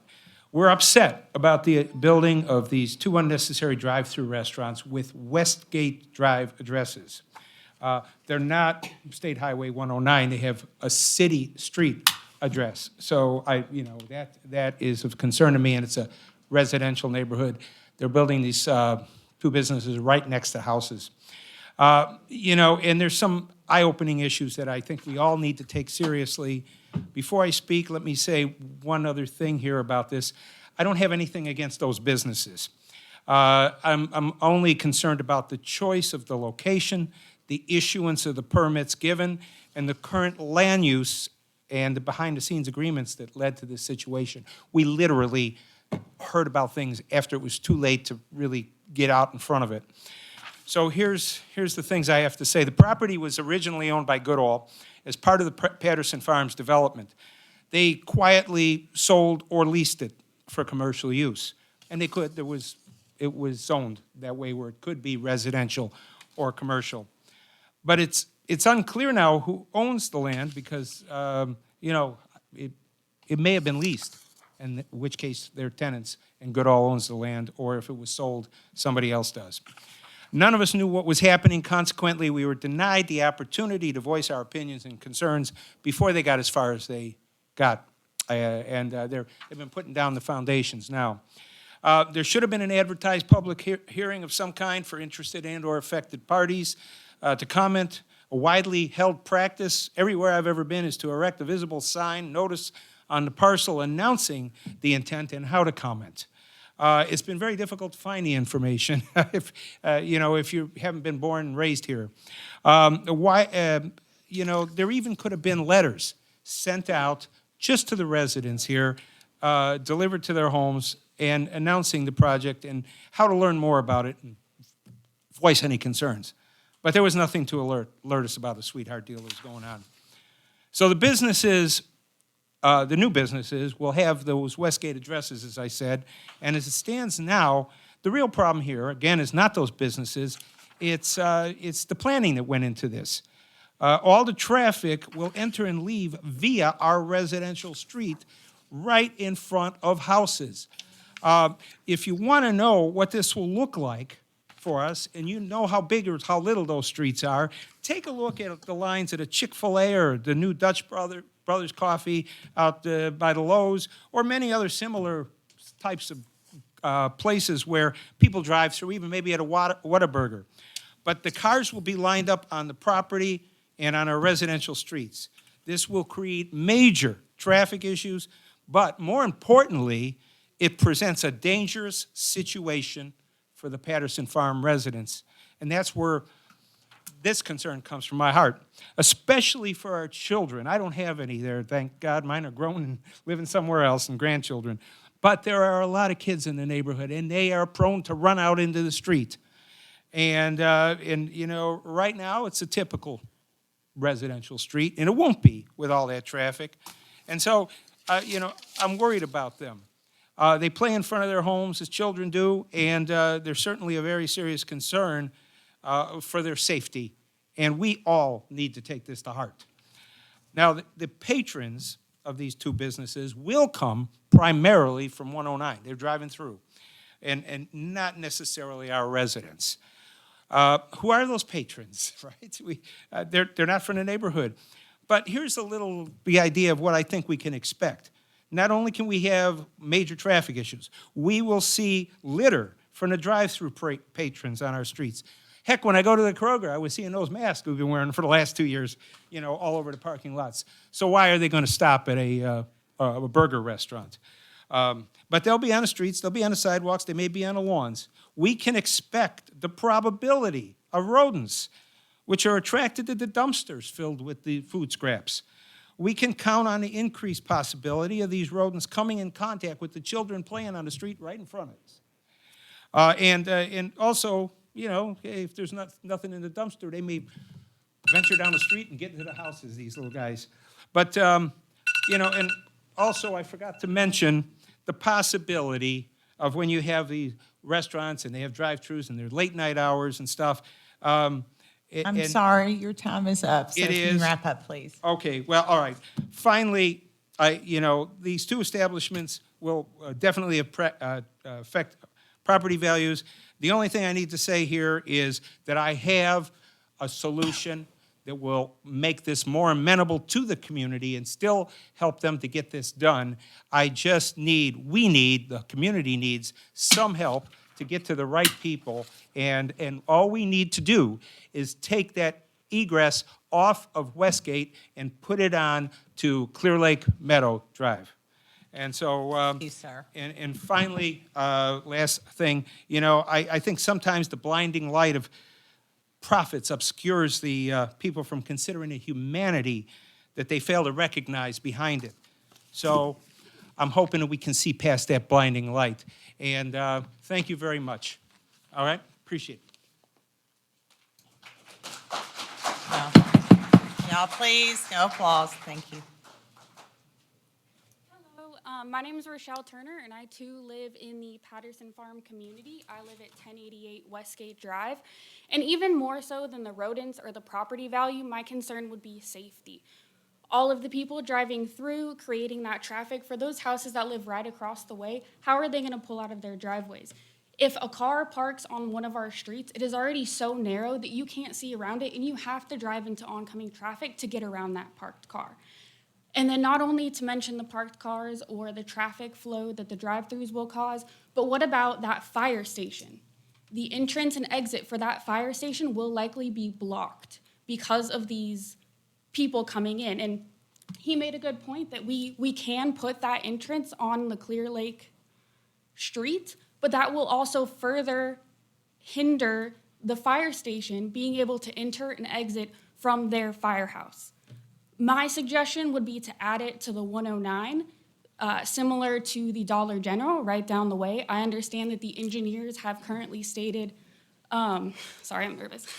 The engineers have currently stated that Westlake is the only appropriate entrance. However, that Dollar General right down the way has a very similar entrance on 109. I think that the best solution would be to have it on 109 to protect our kids, protect our cars, and protect the fire station. Thank you. I don't know if there are a lot of people here to speak about that. I think I probably might ought to interrupt you and kind of let you know the scenario, which I don't know. Mr. McCord, would you like to come up and address this? Because I hate to put you on the spot, but this council, I mean, our exposure to this was many years ago when it was zoned, and as far as, was it done as a master development plan and it was commercially zoned at that point? And when that happens, that's when notification occurs. You don't notify residents when every business is trying to get approved. Can you explain the process better for their benefit? Bill McCord, city planner. The property's been zoned CS, commercial services, for a very long time, well before, of course, the Patterson Farms subdivision was developed. As a matter of fact, that property where Patterson Farms is now was originally a concept plan for Clear Lake Meadows subdivision, which they built portions on opposite sides of the Patterson Farms. So it's been zoned CS, which accommodates Probably restaurants. since 109 was built, maybe? Probably at least that long, and about that time. So it's been zoned for that use for a very long time. What happened is the Patterson Farms property, they came in and rezoned that to allow for a master plan community. But these properties were not included as part of that, and they retained their CS zoning. So just like any other CS zone property in town, they're entitled to develop the site in accordance with the zoning regulations. So in this case, the access management criteria, of course, will prohibit any driveway to and from Highway 109. What that means for you guys is there is an agreement where we have to limit access to 109 because it is a state-controlled road, and we cannot do drives everywhere that we think they not make the most sense. That's not, everywhere that a business wants an access, we can't provide that. But And the same for access Clear is Lake important. Meadows is the clearance from 109 you have to have certain driveway separation. So you couldn't have a driveway between Westgate and 109 on Clear Lake Meadows. And I will let everyone know also that the property across the street on the southeast corner of 109, and I can't remember the name of the street that extends off to the east there, but that is also zone CS. So there are a lot of activities that are allowed in that CS zoning that might not be amenable to a lot of folks, but again, those properties been that zoning for a long time. We are not required to provide notices to area property owners, adjacent property owners, when someone is building something by right. Now, when there is a zoning change coming up, we certainly do. A variance or something like that, conditional use permit, we provide notices, but a restaurant, including a drive-through restaurant, is a permitted use in the CS zoning district. Did the planning commission look at it, or was it staff? It was an administrative plan because they didn't ask for any exceptions. If they would have asked for any exceptions from the design standards of our code, then they would have to be reviewed by the planning commission. But there still wouldn't be a And so public that could be a notice. reason too why no one had any awareness, because a lot of things wind up with planning when they want something that's out of when they want something that's not allowed by law. And what's happening there is apparently allowed by law, and therefore it just comes to our planning department, and engineering looks at it, and, whoops, sorry. I'm not timing you. Do you guys, I don't know if Ms. High McCauley wants to weigh in on this, or if any of these council members want to say anything. I don't want, a lot of people to feel like this council has any ability to do anything related to, can you think of anything that we could do differently than what is happening? Legally? I don't know anything about this project. It's the first I've heard of it. Hey, inappropriate, you all. I really can't comment on it because I have no knowledge of this project at all. Sounds like it was an administrative decision, that it met everything that was set out in our zoning code and that there were no variances requested, and therefore these people have a right to build. Mr. McCord, do you have any recollection? And Mr. McCord is always ultra prepared for everything. He probably wasn't for this tonight. But do you have any recollection on the engineering comments or any comments on ingress and egress? Part of our process is when someone's interested in developing property or redeveloping property, that we have a pre-application meeting. So we take notes at that pre-application meeting as to the main points that we're discussing with the applicant to enlighten them or direct them to various sections of code that they need to pay close attention to comply with the design standards, the general zoning, and other construction criteria. So we have those notes, and part of the notes that I had seen is that because of access requirements, which is a design standard in our zoning code, that the driveway to this, two restaurants, actually, there's a Dutch Brothers and a Highway 55 diner, had to be located to and from Westgate, across from, I can't remember the local street there where there's an intersection, but that was considered to be the appropriate place to comply with all the access restrictions. Distance requirements and the like, I'm guessing. Yeah, the separation requirements for driveways on different classified roadways. Okay, well, I thank you for the information. Oh, y'all go ahead. No, I asked Mr. McCord for information about that because I've gotten a number of phone calls and messages about it. And I did drive out, and I can definitely see where their issues would be. Now, is this property owned by someone, or is it leased? Well, I don't know who it's owned by now. Again, we can find that out, and it's Right. possible to find out. We don't make a decision on how the site plan is developed and so forth. Yeah, you can't. By the owner. Mr. Evans? Well, I've had several phone calls on this as well, and like I've told them, this was approved many years ago. This master development plan, site plan was approved back then, and, you know, where I'm upset with is that the real estate agents that sold some of this property didn't advise these folks that there's gonna be some retail there, and that's where I'm upset, because they should have advised these folks that live there that there was gonna be some retail on both of those corners, not just this one, but it's also gonna be across the street, and those folks across the street are gonna be the same way when that retail comes on that side. But, you know, I'm upset because the developers did not tell these folks there's gonna be retail on that corner. But, you know, like I said, this was approved many years ago. If we could change it, I'm sure everybody on this council would change it if there's a way to do that. But I'm upset because they didn't tell them that retail was on that corner. Mr. McCord, thank you for your comments. I figured you could step through things better than I could, so I appreciate that. We will continue now with public comment on non-agenda related items. I'm sorry for the interruption, all. Hi, my name is Erica Slomsky, 1704 Garden. I'm also in Patterson Farms. I actually have about a 10-15-year experience with Dutch Brothers. Personally, I have waited in their Dixon, California grand opening for an hour for a drink. I've watched people drive over what Davis, California did, that city did, to stop traffic. Watch them drive over it. We will be here again asking for your help to intervene. I urge you to go home and Google Dutch Bros traffic and see how many cities have had to step in after they already built everything to address these issues. We're gonna be here again because somebody's kid's gonna get hurt. Our streets are too narrow. If you have two cars on the sides of the road, it is very difficult to drive through anywhere in that neighborhood.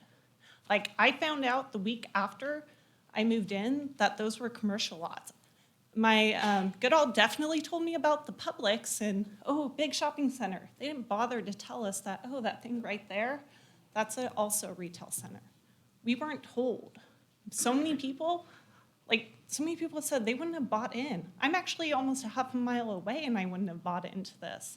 I could tell you straight out, not a good idea. Somebody's kid's really gonna get hurt. I have nothing, I love Dutch Brothers. I was super excited to see they were coming here, but that lot's not big enough for two. We need help, please. So, thank you.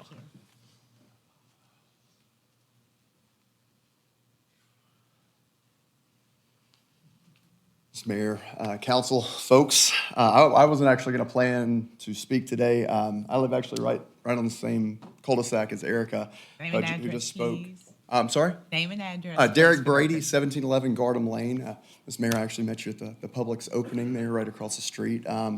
Again, while I can understand, things were pre-planned, things were approved many, many years ago. The concerns that I think I share with most of my neighbors is, again, not only that we weren't notified, that's not you all's fault. That's Goodall's fault, and we hold that against them wholeheartedly.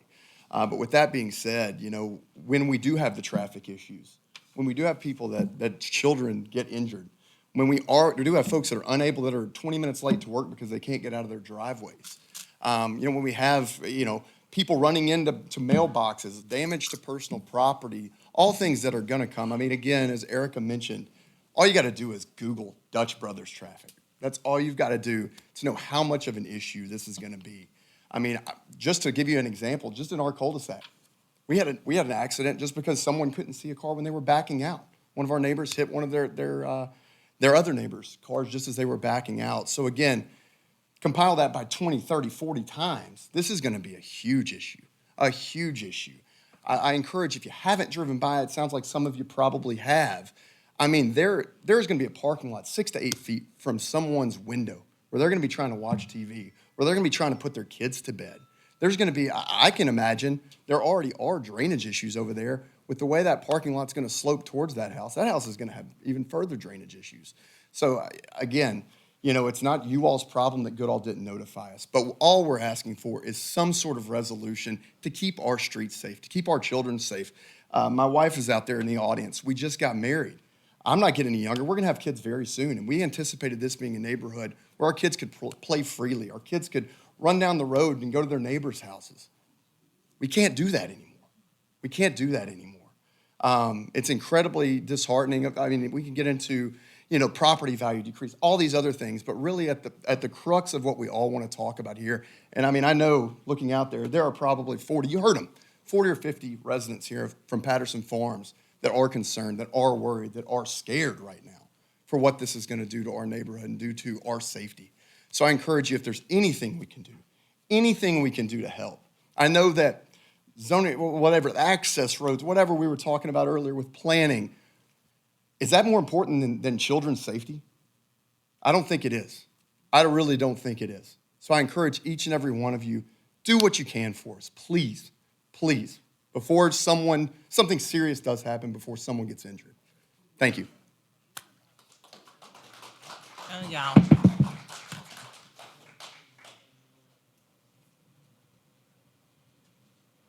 John Boone, 1137 Woodvale Drive, here in Gallatin once again. I would just like to say, Mr. Overton was asking, you said, is there anything we could do about this issue for Patterson Farms? You all are our local lawmakers, ordinance makers. So you all can, now you can't go back. I understand, or grandfather anything in. But I would just say, developers are going to continue to come here. They're going to continue to build neighborhoods and want to build neighborhoods. Hold them accountable. Hold them accountable. The first thing, if there is property next to the residential property that is zoned CS or commercial, that should be full disclosure. They should be made to fully disclose that to the people who are moving into residence. And hey, all of this is not just residential. There's a possibility that someday somebody's going to come and put a commercial building over here too. That should be something that they have to tell people before they move into the residences, because they don't know otherwise. These people who are coming out here buying houses are not coming to the planning and looking at the maps to see what's planned for the city. So that should be something that the real estate developers are held accountable for.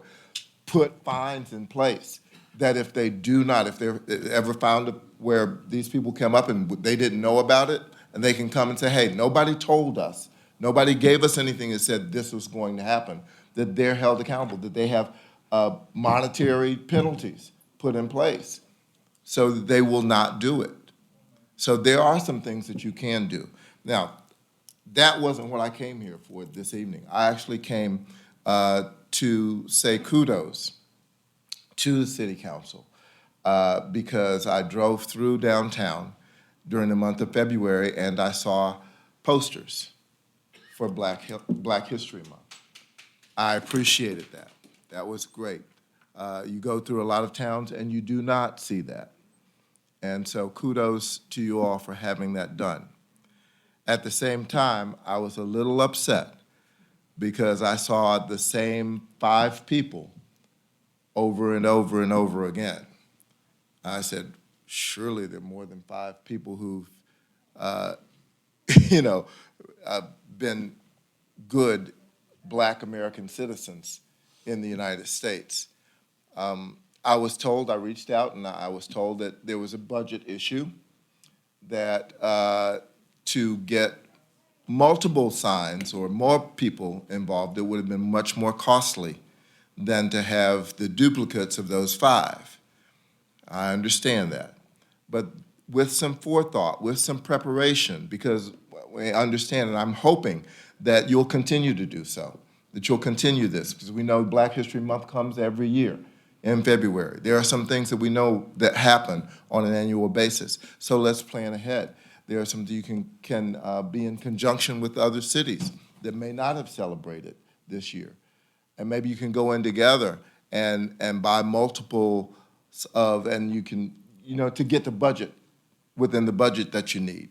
But I would just suggest, please, because you know it's coming, consider how you can do it and have a little bit better representation. I was actually a little offended. I don't know if anybody else was, but there was only one Black man that was represented, as if to say that Black men don't do anything for this nation.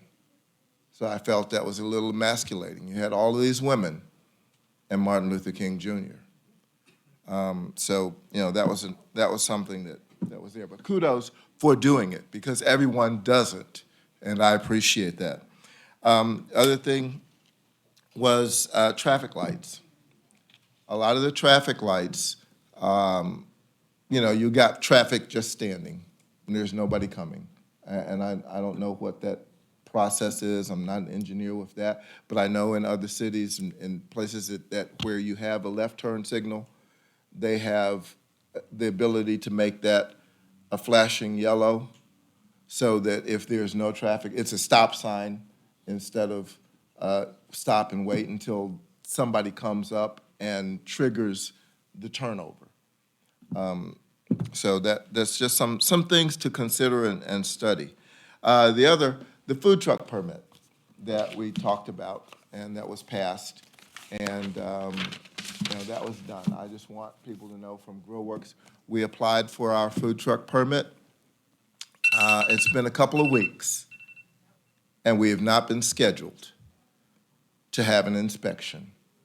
So I still have people waiting for me to be able to get a permit to serve them. Maybe somebody can follow up with you after the meeting about that specifically. I do want to give a shout out to Jeff Henschel, whose idea it was to the Black History banners. And I want to tell you that no one in the city, well, someone in the city, but no one that works for the city who is elected to represent the city made the selection on the national people that they thought would be good on banners. What we would like to do, and actually had a teacher reach out to me last week who's interested in doing it as a high school project, is identify local Black residents who have made a difference to our community. And so that would be custom banners. But I do think you want to do them in some multiples, because you want different people to have different opportunities to see them in different places. But that's kind of our big goal, hopefully next year. So, yes, ma'am. My name is Carolyn West, and I live at 1123 Westgate Drive. Correct me if I'm wrong, but did one of you on the committee say that you guys are not who we really need to be talking to about this? Or did I hear that wrong? I think what was being said is that this was done a long time ago, and there's no way that we could interfere with what the plan is. Right. Now, I have not seen the plans. I don't know if any of you all have seen the plans. You certainly can. And, that's certainly an Right. opportunity. Well, so. my main concern was if you can't help us, can you put us in touch with someone who can? And being as I am a homeowner, we bought our property about 2 years ago. And Patterson Farm at our closing made sure that we know everything that they expected us to do as homeowners. But they failed to disclose to us what they were going to do with that corner and how it was going to be used. And me and mine wouldn't have bought there had I known that. I had just left one bad neighborhood because of the same thing. And when we moved there to Stratford Park, to Westgate Drive, I hoped that that would be the last move that I would have to make, except to the funeral home. I'm 80 years old. And Wow, I you don't look have to- awesome. Well, thank you. I feel awesome. great, and I praise the Lord for my health. But anyway, why can they get by with all these people that are in that subdivision, and I'm gonna bet you could line them up right here today, and that nobody would tell you that if they disclosed what was going on to that corner. Now, I find that to be very, very confusing to me and withholding information that we should have known. And this is not the only thing that Goodall Homes has done. They built the subdivision, the streets that go We across. probably should stay away from attacking individuals that are. Well, companies I'm in the just community. saying. I understand. That's who I dealt with. I understand. And if I can't say who I bought my home from. That's fine. That's I fine. talked to someone that works for Goodall Homes, and they are the ones that are responsible for selling the property, this guy is. And I said, could you tell me, were you aware of who owned this corner and what they were going to do with it? And he said, ma'am, I really didn't know. He said, I said, I find that really hard to believe. And he said, well, I don't appreciate you calling me a liar. And I said, well, I don't think I said that. I think I said I found it hard to believe. Well, I think it was probably true, again, this is public comment, but I think it was probably true that he didn't know exactly what was going to happen there, but He sold certainly property? the commercial zoning is what he knew. But he might not have known what specific properties or businesses were going Right. there. So Well, I do think that should have been told to us when we bought our property. right, I don't They disagree, I didn't don't do it. disagree with you. What I was going to say about the houses across the road, they didn't even know, Goodall Homes didn't even know that there had to be a certain amount of opening behind houses over there for the water to come down. So they built the whole subdivision, and then they come back in there and tell all these people, we're going to have to take part of your backyard. And that's what they did. They took part of everybody's backyard. Very And sorry so, that you not had I'm that mad as experience. hell. I just want you to know that.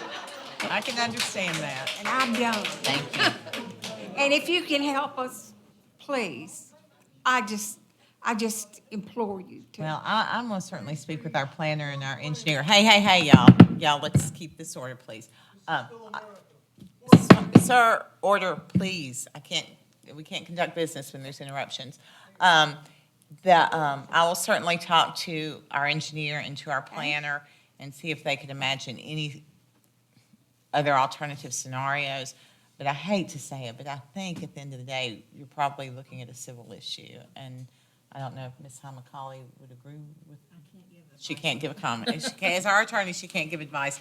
But I'm afraid that's the direction that this is heading. But So we're just kind of out of luck, huh? we cannot go and change somebody's zoning once they already have it. That's That not is- my, that's yeah. not my point. You're that I'm talking about the trying- traffic and the I access and that kind know, of I'm thing. talking about the disclosure. Well, the disclosure, that's where I'm saying that is probably not the government oversight. That is not something that we can. Well, who I can? mean, they If should, you- I guess they should do it, but I guess they look at it, I don't know how it happens because Okay. I've not had this issue. But Okay. I know it's public Well- record, and so, You know, I know that our homes are not real expensive, but they're all we've got. And so I would appreciate it if you could send us in the right direction so that we can know that they just hoodwinked us and that's America today. And, you know, I would suggest that you all contact, the person who built the homes and sold the property for, or did whatever they did with well, the I property. did, and for he's the one development. that told me he didn't know who owned the property there on the corner. So he's an idiot. So,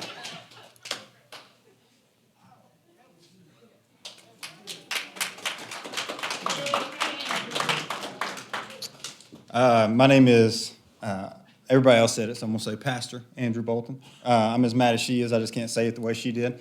I live at 1311 Coates Lane. Miss George, thank you for your phone call the other day and the advice. We're here seeking your help. I know you're saying there's things that can't be done, things that have been in place for a long time. Those things were in place before we lived there. We weren't a factor at the time that those things were decided, but now we do live there. I was the first resident to live in this neighborhood. I've seen this neighborhood grow. My wife and our 3 kids were the very first people to live here. We love Gallatin. We consider this place home. We consider this neighborhood home. What I love is that it feels like the old days where my kids play outside in the street and they ride their bikes and they walk to the pool and they have friends and they're not on stinking tablets all the time because it is a safe place where they can go outside. And my fear is that that's about to be gone. That is about to be gone, and my kids can no longer safely walk out of our front doors because there's going to be loads of commercial traffic in our residential neighborhood. When the oldest planning map I could find was from 2016.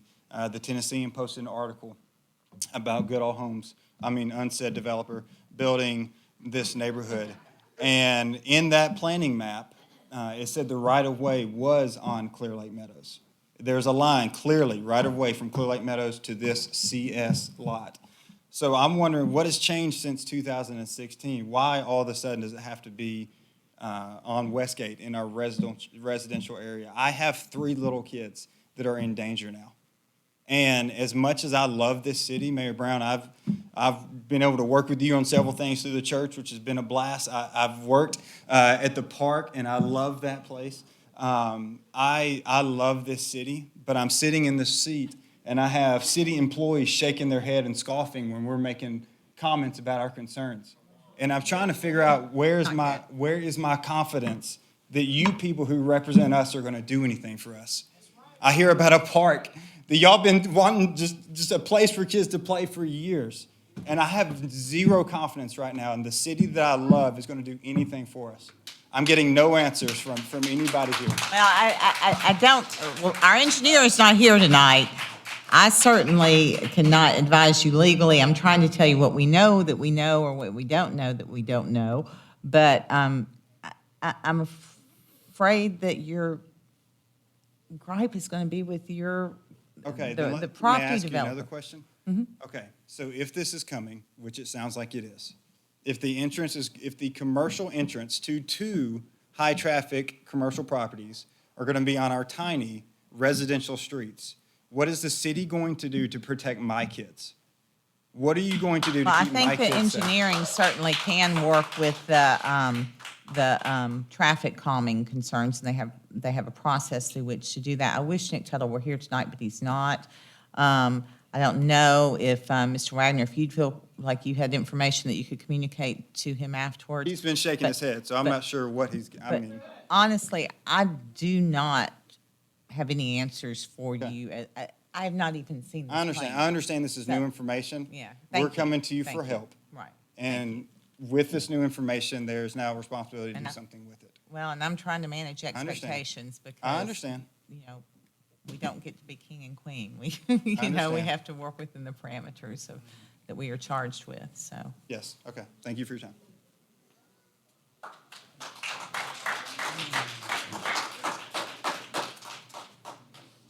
My name is Richard Brown. I'm at 1027 Westgate Drive in Patterson Farms. So I'm directly across the street from this that's getting built. I tried to start the process a little earlier when they were just digging up the dirt. I was like, maybe we can get in there, even if the city can just pay them out, and then we'll find a way as taxpayers, pay y'all back, stop it. I think that's the easy way. So I started looking at the zoning. what I saw was MRO, which is designated for residential or commercial, but he also said that it's commercial only. So, okay, how come we can't discuss and putting something like a weight gym or something that the parents can go to or the kids, you know, some type of center? Like I said, buy them out, tell them to go somewhere else. Because again, like David explained, it's too narrow. If any of my kids get hurt, y'all will see me. And I've never been to a meeting like this before. I'm from Mississippi, poorest part, all right? I'm still in the South, but I love Gallatin. You know, I started in Madison and moved on. And I'm a person, you know, when you look at my black people, as they say, you know, we're known for drugs and, you know, causing violence. Well, I'm not that type of person. I'm the nicest you're gonna find. I work at Vanderbilt. I'm a respiratory therapist. I'm here to help. You know, but at the same time, when it comes to my family, my money, I don't play with that. And if we can find a solution, I'm here to help. I'll get on the street. I'll go talk to the engineer, whoever I got to talk to. But my voice will get heard. I don't know how it's going to get heard because I know the plans have been set. But again, I live directly across the street. I already know it's going to impact me. Okay? Can anybody give me some insight as far as what's in your mind? Because like I said, I see a lot of heads rolling. You know, I see a lot of minds thinking. And we as residents, we just don't want to be the ones up here just talking. You know, I know y'all seen something. And if y'all could give us some insight of saying, okay, all right, we'll get on the phone and we'll call this certain number, which my number is 615-710-9080, and you can give me a direct person to talk to, and I will go with my residents here, and we will figure out some type of solution. But like I said, I worked hard. I'm 33 years old. I could be doing all these other crazy things, but I want to live and I want to create a wealth for my kids. You know, I've learned everything that I can in the books and learn online. But to do that and then you still fail doesn't make sense. So again, you got my number, you got my name, you got my address. If somebody could just give out a solution, I would surely appreciate it. Thank you, sir. Mr. Fennell, can you take over the meeting for a moment? I've got a bit of an emergency. Don't leave now, it's just getting interesting. So sorry, I'll be right back. Yes, sir. Name and address. My name's Tommy Harrison. I live at 1127 Westgate in Patterson Farms. I've heard a number of these people talking about safety issues. I think, if y'all can correct me if I'm wrong, parking on the street's illegal. I will comment. Parking on city streets illegal. Bill Soares. Officer Sorrells. What is that there? Yes, we do have an ordinance. Okay, I'll go on. We do. This morning, safety is my big issue. This morning, when I was leaving my house, I got up to where they're building this establishment. And there's 4 or 5 vehicles sitting on the side of the road. There's 2 dump trucks sitting there. One of them sitting crossways of Westgate, waiting to dump a load of rock or whatever he's doing. But he's just sitting there. Suppose I'm in an ambulance with a stroke, or there's a fire truck needs to get in there. I had to sit there and wait for at least 5 minutes for this dump truck to get out of the way. And here's this other dump truck. If parking on the street's illegal, get them off the street. Did you call the police, sir? No, I didn't. Okay. I wanted to try to be a neighbor with anybody. I understand. We've been here for 2 years. We bought our place about 2 years ago.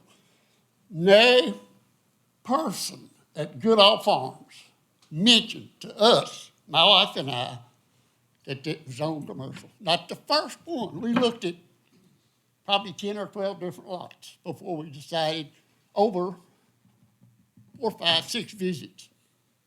Nobody never mentioned commercial. Somebody needs to pay for it. Thank you, sir. Next.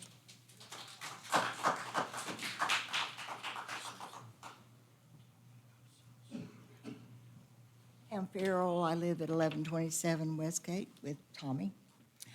Just to tell you how small and narrow those streets are, we had an instance not too long ago. Our neighbors were parking on the street at night. They have too many vehicles get in their driveway. We have enough space in our driveway for 2 vehicles. If you have a guest or something, they have to park on the street. We've been told there's an ordinance against parking on the street, especially in a small neighborhood like that. We had to call an ambulance for him one night. They could not get to our driveway. They could not back into our driveway. It wasn't our vehicles that were blocking them. It was other people parked on the street.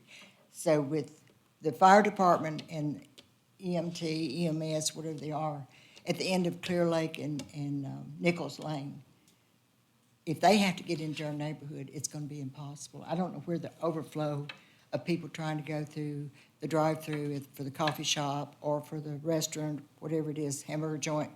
We don't object to any businesses, but with all the property across the street where Publix was put in and things of that nature, why couldn't they have chosen a better place for it with that kind of traffic? If it'd been a salon or something where there, wasn't constant coming and going and the people were going by appointments or something like that, it'd been a whole different story. But when you put our lives and our children that play on that street, we have to drive very carefully because the kids are so used to being at home and riding their bikes and chasing a ball across the street. Somebody's going to get hurt. And not only that, there may be somebody's life at stake waiting for an ambulance to get to them. So we're just crying out for help. Thank you.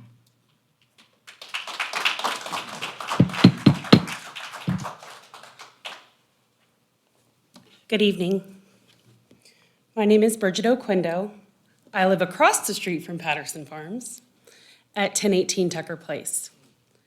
I moved here about 1.5 years ago to be closer to my best friend who lives in Patterson Farms.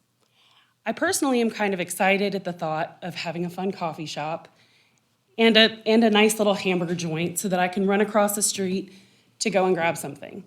I think everyone here is objecting and very, very concerned about the entrance. I am extremely disappointed in showing up tonight in front of you all as the mayor, the vice mayor, and all of you councilmen and women, and you're saying basically, oh, too bad, so sad, nothing we can do. There are many people in this room that have moved here from different states where there have been main roads with many restaurants and businesses coming off of main roads. I understand that 109 may be a state-controlled road, but there are numerous businesses coming on and off of 109 coming in very different directions. If we, the residents of Gallatin, cannot come to you all for assistance in going to bat and combating for us for safety for our children and for our neighborhoods, what's the point of even having you in place? I don't mean that with any disrespect, but I mean, we're coming to you for help for our children. Why in the world can there be a commercial business that's going to have private residential access on and off as the only entrances to this business? I think that the main concern that everyone here can agree upon is the fact that we want safe access for our children, for our families, and for our friends. The distance across the street, or the businesses potentially going to be going in across the street, I'm assuming you're going to encounter the same issues as you guys have shared. And I'm not opposed to businesses being there. I think it's great. I look at other communities in Tennessee. I've lived here since 2005. I love it. I love the growth of having these communities where you can go and have your local coffee shop and you can have your local hamburger joint. But we need to make sure that we're still being mindful of not just completely destroying the residences of the people that are going to be the patrons in supporting these restaurants and these businesses. And you all have been put in these positions of power by the people and the residents of Gallatin to help us. And that's what we're asking for. David goes against Goliath.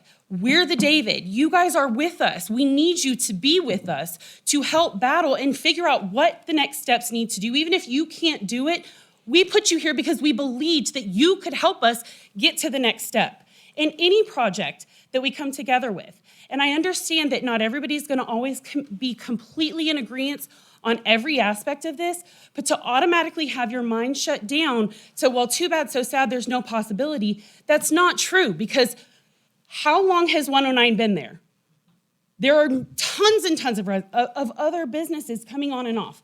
Change needs to happen, and we can be that change, but we need to move forward in a positive, community-driven way to make people understand that while, yes, this does need to happen, and it did happen, and we can't question and go back and change the laws that put this place here, but we can question and try to change and try to and control the access to and from said business. That's all. Okay, next. Come ahead. Oh, you've already spoken. I'm sorry. If you've already spoken, we need to go to the next person. I apologize. Okay, this is a public comment period, and I think, again, I'm trying to manage expectations. There are a lot of answers we don't have. We don't have closed minds. We just don't have answers. This wasn't something that was on the agenda. This is not something we've been exposed to, so I'm very sorry. I did say there was an ordinance out there for that, sir. I said there was an ordinance in place for that. Temporarily, you can park on the street, but you can't overnight. I missed that. I'm sorry, I missed that. Yes. I'm Bob Stansfield. I live at 1310 Coates Lane in Patterson Farms. First of all, I'd like to say that I do appreciate each and every one of you and the role that you play in this community. You know, when I wake up every day in the morning, I get my coffee and I open my front door and I see Andrew Bolton and his wife and his 3 little kids across the street. It's a pretty neat sight to see a young family growing in the city of Gallatin today. I wonder if you all have neighbors across the street where you all live as well? Picture getting up in the morning and having your cup of coffee and looking out your front door and seeing a Highway 55 restaurant, seeing a Dutch Brothers, seeing cars lined up in front of your driveway ready to get their morning cup of coffee. How do you guys, I'm curious what you all would do in that situation, right? I know you guys have heard it all tonight, and I appreciate the ears. I'm concerned because it sounds like we don't have a solution and that all we're hearing is the problem. I think we've got folks at Patterson Farms that are more than willing to help with that solution. We just need some direction. We're looking to you for some direction. I hear you say, well, we just don't have the answers, it's new. Trust me, you're not finished hearing this. We're going to continue to come until we see some kind of change. And whatever that may be, we look to you all for help. We look to you all to lead. And I challenge each and every one of you to do that. Thank you.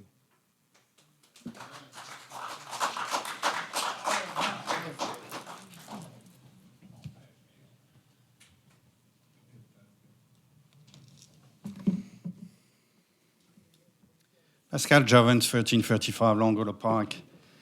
I had a long day, but I was in the car listening to what was happening, and I heard a lot of things tonight, so I just drove by. I think you probably realize tonight that your citizens are angry. And they're angry because they start to realize what's really happening. You know, I heard a few minutes ago one of you saying that was approved many years ago. You approved it. Except few of you were not on the council. The majority of you spent a long, long time here. So you approved it. And we come again to the same problem every time. Safety. You approve development after development without running or just driving by and see what can happen. You know, you say that development was approved years ago, but you just approved Chandler Marketplace, who's basically commercial, one entry on a small road leading to apartment buildings. It's exactly the same print. So there is solution. We have been coming here for years now, and the staff who always eat me when I come here and I see something arriving there is traffic study. Traffic study are done after basically everything come to you and being approved. why don't traffic study are run by the city and not by the developer, done before the plan comes to you, get charged to the developer, and at least get something we can work on. Safety issue. And, you know, you're a great politician now. I learned to know you all for all these years now. And I think we should have election every 6 months. Because if we had election every 6 months, maybe something will be done a lot more faster. Again, I heard, you know, we can do things fast in that government, but if I remember well, when somebody came complain about noise, the government take action and put all the city there to ban, not ban, but restrict at a point that almost nobody can do it now, Airbnb. Maybe you need to run for mayor to be able to get the staff going that fast. And, you know, I've seen things, the last few council where I saw condescending comments. I saw a citizen being attacked on his business, ask question. You don't have the right to ask. Ask him about his price, about his margin, because he came and had real comment. I see one of you verbally attacking a Purple Heart recipient because he said something about the police and the fire and told you didn't care, okay? And I kind of agree with him. When we talk about police and fire and see how much money these guys make and nothing is done, why? Study was done in 2019, April 2019. In this study, it said that our police and firefighters don't make enough money. Was something done? No. Did you raise?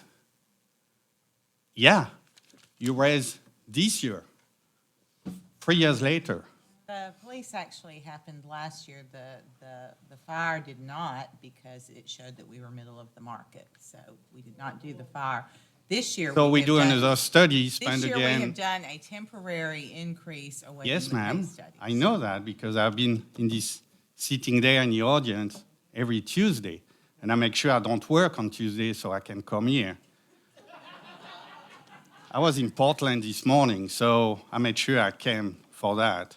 Yeah, a study is going to be made again, and something got done as an emergency measure because the city was losing officers, going away.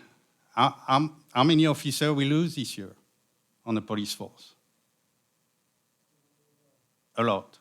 So I think you guys need to remember that you work for us. Oh, I have the same one. Thank you, Mr. Javance.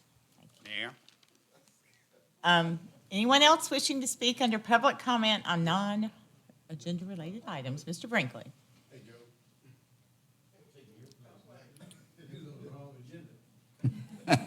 Okay, his intention is good. Charles Brinkley, 155 Apple Drive, here, Gallatin. You know what? I'll be remiss if I didn't say what I'm intending to say, because you council people need this. I simply say you earn your pay tonight. Again, I know that. But I want to give you a compliment. I'm up here for the purpose to shout out a big thank you for the job you've done, especially for me, the request I had several weeks ago requesting the naming of a street in honor of, renaming a street in honor of our pastor, David Jackson, who is here right now. And, but I just want to thank you, Tuttle, the city engineer, and the priest, planner, and you know, Councilman Alexander, you all helped me a great deal to get something, a resolution accomplished. And I did not get one objection from you council members. And I just want to say thank you. It went as far the mayor did an excellent job. She came to the church Sunday to do a proclamation in the naming of the street, which was excellent. We did a ribbon cutting. We took pictures. We was even on Channel 5 News. And this little request that was made became a big deal. And Pastor Jackson is here tonight, but he don't know I was going to say this. But I want you all to meet him. And this is the gentleman, the preacher, the pastor, the teacher, the entrepreneur, the icon of Gallatin. Hey, Mr. Boone, we might have his picture up there next year on Black History. But I tell you, he's a good man. He's well-deserved. And I wanted to do that. We had some members from First Baptist Winchester here who gone now, and I wanted them to know that I was going to make that remark on their behalf. And I appreciate all the things that you all have done. And you know what? Gomer Powell was right when he said in the sentiment of thank you, thank you, thank you. So I appreciate the time. My time is up. You all have a pleasant good evening. Just realize, Mr. Brinkley, you got no objection because it was well-deserved. But good thought on your part, Pastor Jackson. I didn't see you here.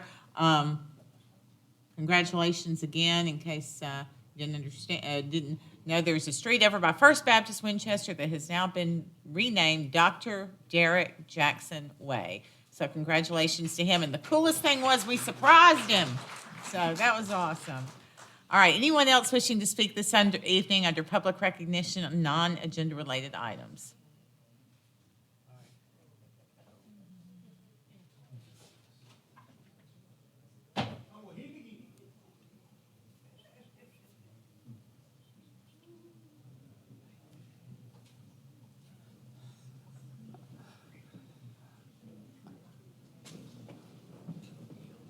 Good evening. My name is Joe DeBoer, and I live at 1007 Hart Street. I'm going to make this short and sweet to the point so we can go listen to the praise.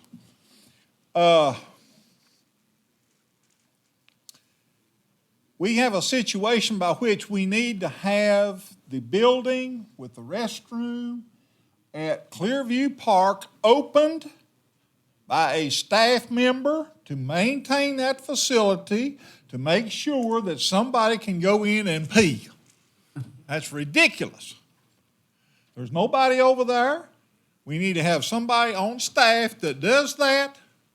And then what we need to do, the next thing is find out if there's any things that can be done over there as far as people in the community can utilize that facility as it stands. You do not want to tear that building down because guess what? Where are you going to pee? Simple. Until you come up with another building over there, you need to use what you have. And then we go to the next step. The next step is being able to put programming in there or whatever you want to do, using what you have so far, and then we build the building. You don't tear the building down because guess what? You have nothing to work with, period. No pea pot, nothing. So with that being said, that's why I say this. Now, I'm going to pick on Mr. Brown. He's my lovely buddy, but he needs to get somebody over there to take care of that tomorrow, and that'll be the start of Lenten season, 40 days. And during that time, we can see how much people want to use the facility, period, and have a place over there for the kids to go inside and somebody to supervise the building. We don't need to be handing keys out to ball teams and stuff. Because we need somebody to stand at the place and take care of our facility, period. Now, there's where your budget's going to come in because you're going to have to pay somebody. So now that's the deal. And the reason why I say that is this. I have been working at the community to widen the streets over there and make it to where the kids can walk from people's homes on the street to the ballpark, okay? We cannot get anybody to sign up to let us go into that community because they think we're going to take their property or something like that when we already have the right-of-way lined up. That is a fact. In other words, if you want a scout troop over there, if you want something like that, you need to plan ahead for it. And I'll tell you this, I am an old scoutmaster. And you want to have a good program? Get a scouting program. I'll be happy to work with you on that, absolutely. So now, the monkey is not on the city, it is on the community to do their thing if Mr. Brown can open up the building with somebody there. End of statement. Thank you. Thank you, Mr. DeBoer. Anyone else with public recognition on non-agenda related items?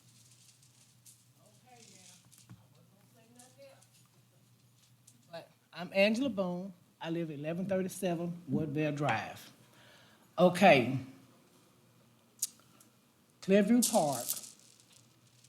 I just don't understand why it has taken so long. Okay, he said that we could get scouts over there. As long as you got enough people that you can employ, it ain't no different than the Civic Center. Y'all got all of them people over there employed. I don't know if they uncles and aunts and nieces and nephews or grandma and great niece or whoever, but they all over there, they getting paid. My granddaughter's not over there. My niece not over there. My first cousin's not over there.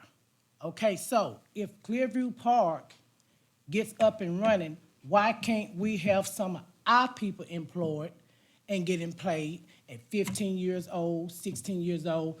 We're not done by no means. So, like he said, it's gonna have to be in budget. So have y'all even thought about that yet? Because we're not done. We're far from being done. We got more time behind us than we have in front of us. So why haven't the building been able to be used? Every time that someone has tried to get the Clearview Park for like, I know 6 or 7 years ago, we have been told, I personally have been told, ma'am, we cannot open Clearview Park because we don't have anybody to run it. Ma'am, we can't open the Clearview Park because it doesn't have any heat. Well, ma'am, we just not renting out the Clearview Park because it doesn't have any air. And I think the last time that someone rented it for a community thing, they had to go and purchase an additional amount of insurance that cost them $500 before y'all would even, whoever would even give them the okay to have that community thing over there. It was some kind of social club.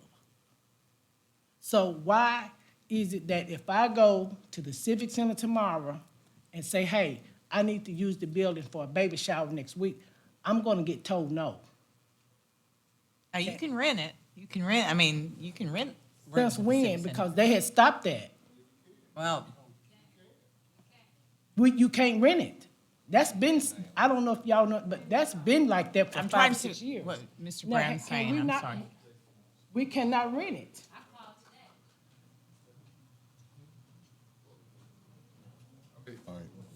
It was closed for about a year because of COVID. But it's open now. You can rent it unless somebody has it. I called today and they said they would not rent it. Did somebody already have it?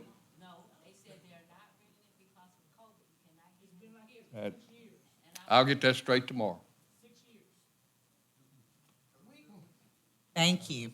We even tried to get it before COVID, 3 years in a row, because we were gonna have like a Santa Claus thing over there during Christmas. They told us that they could not let us rent it because they didn't have nobody to run it. I told, at that time, Paige, what's her name? Jackson. Well, yeah, you really should be at the mic if you're commenting, but let me say this. I've been to several things over there, so the fact that people are being told that is certainly a disconnect of which I was not aware. And it has been my experience that whenever someone was using that for whatever kind of event, that no staff worked it anyway. So I don't know why staff would be key to being able to use that building. I don't understand that communication. So Mr. Brown says he will take care of it. Okay, anyone else wishing to speak under public recognition on non-agenda related items?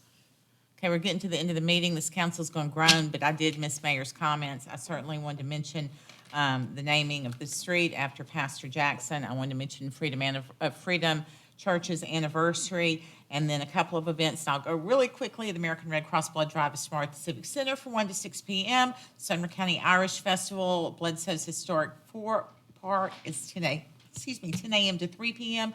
Chuck Stewart's birthday is on the 6th. Sumner County Candidate Forum for county offices at Ball State Community College, 6 to 8 on the 10th. Councilman Fan's birthday on the 11th. The Shamrock Run on the 12th. And my favorite day of the year, daylight savings time, starts on the 13th. And Paige With Brown's birthday on the Yeah, 7th. buddy. Can't wait. With that, if no one else has anything, I would entertain a motion. Motion to adjourn by Councilman Overton, second by Councilman Alexander. All in favor, say aye. Everyone have a lovely evening. Be safe, be kind. Good night.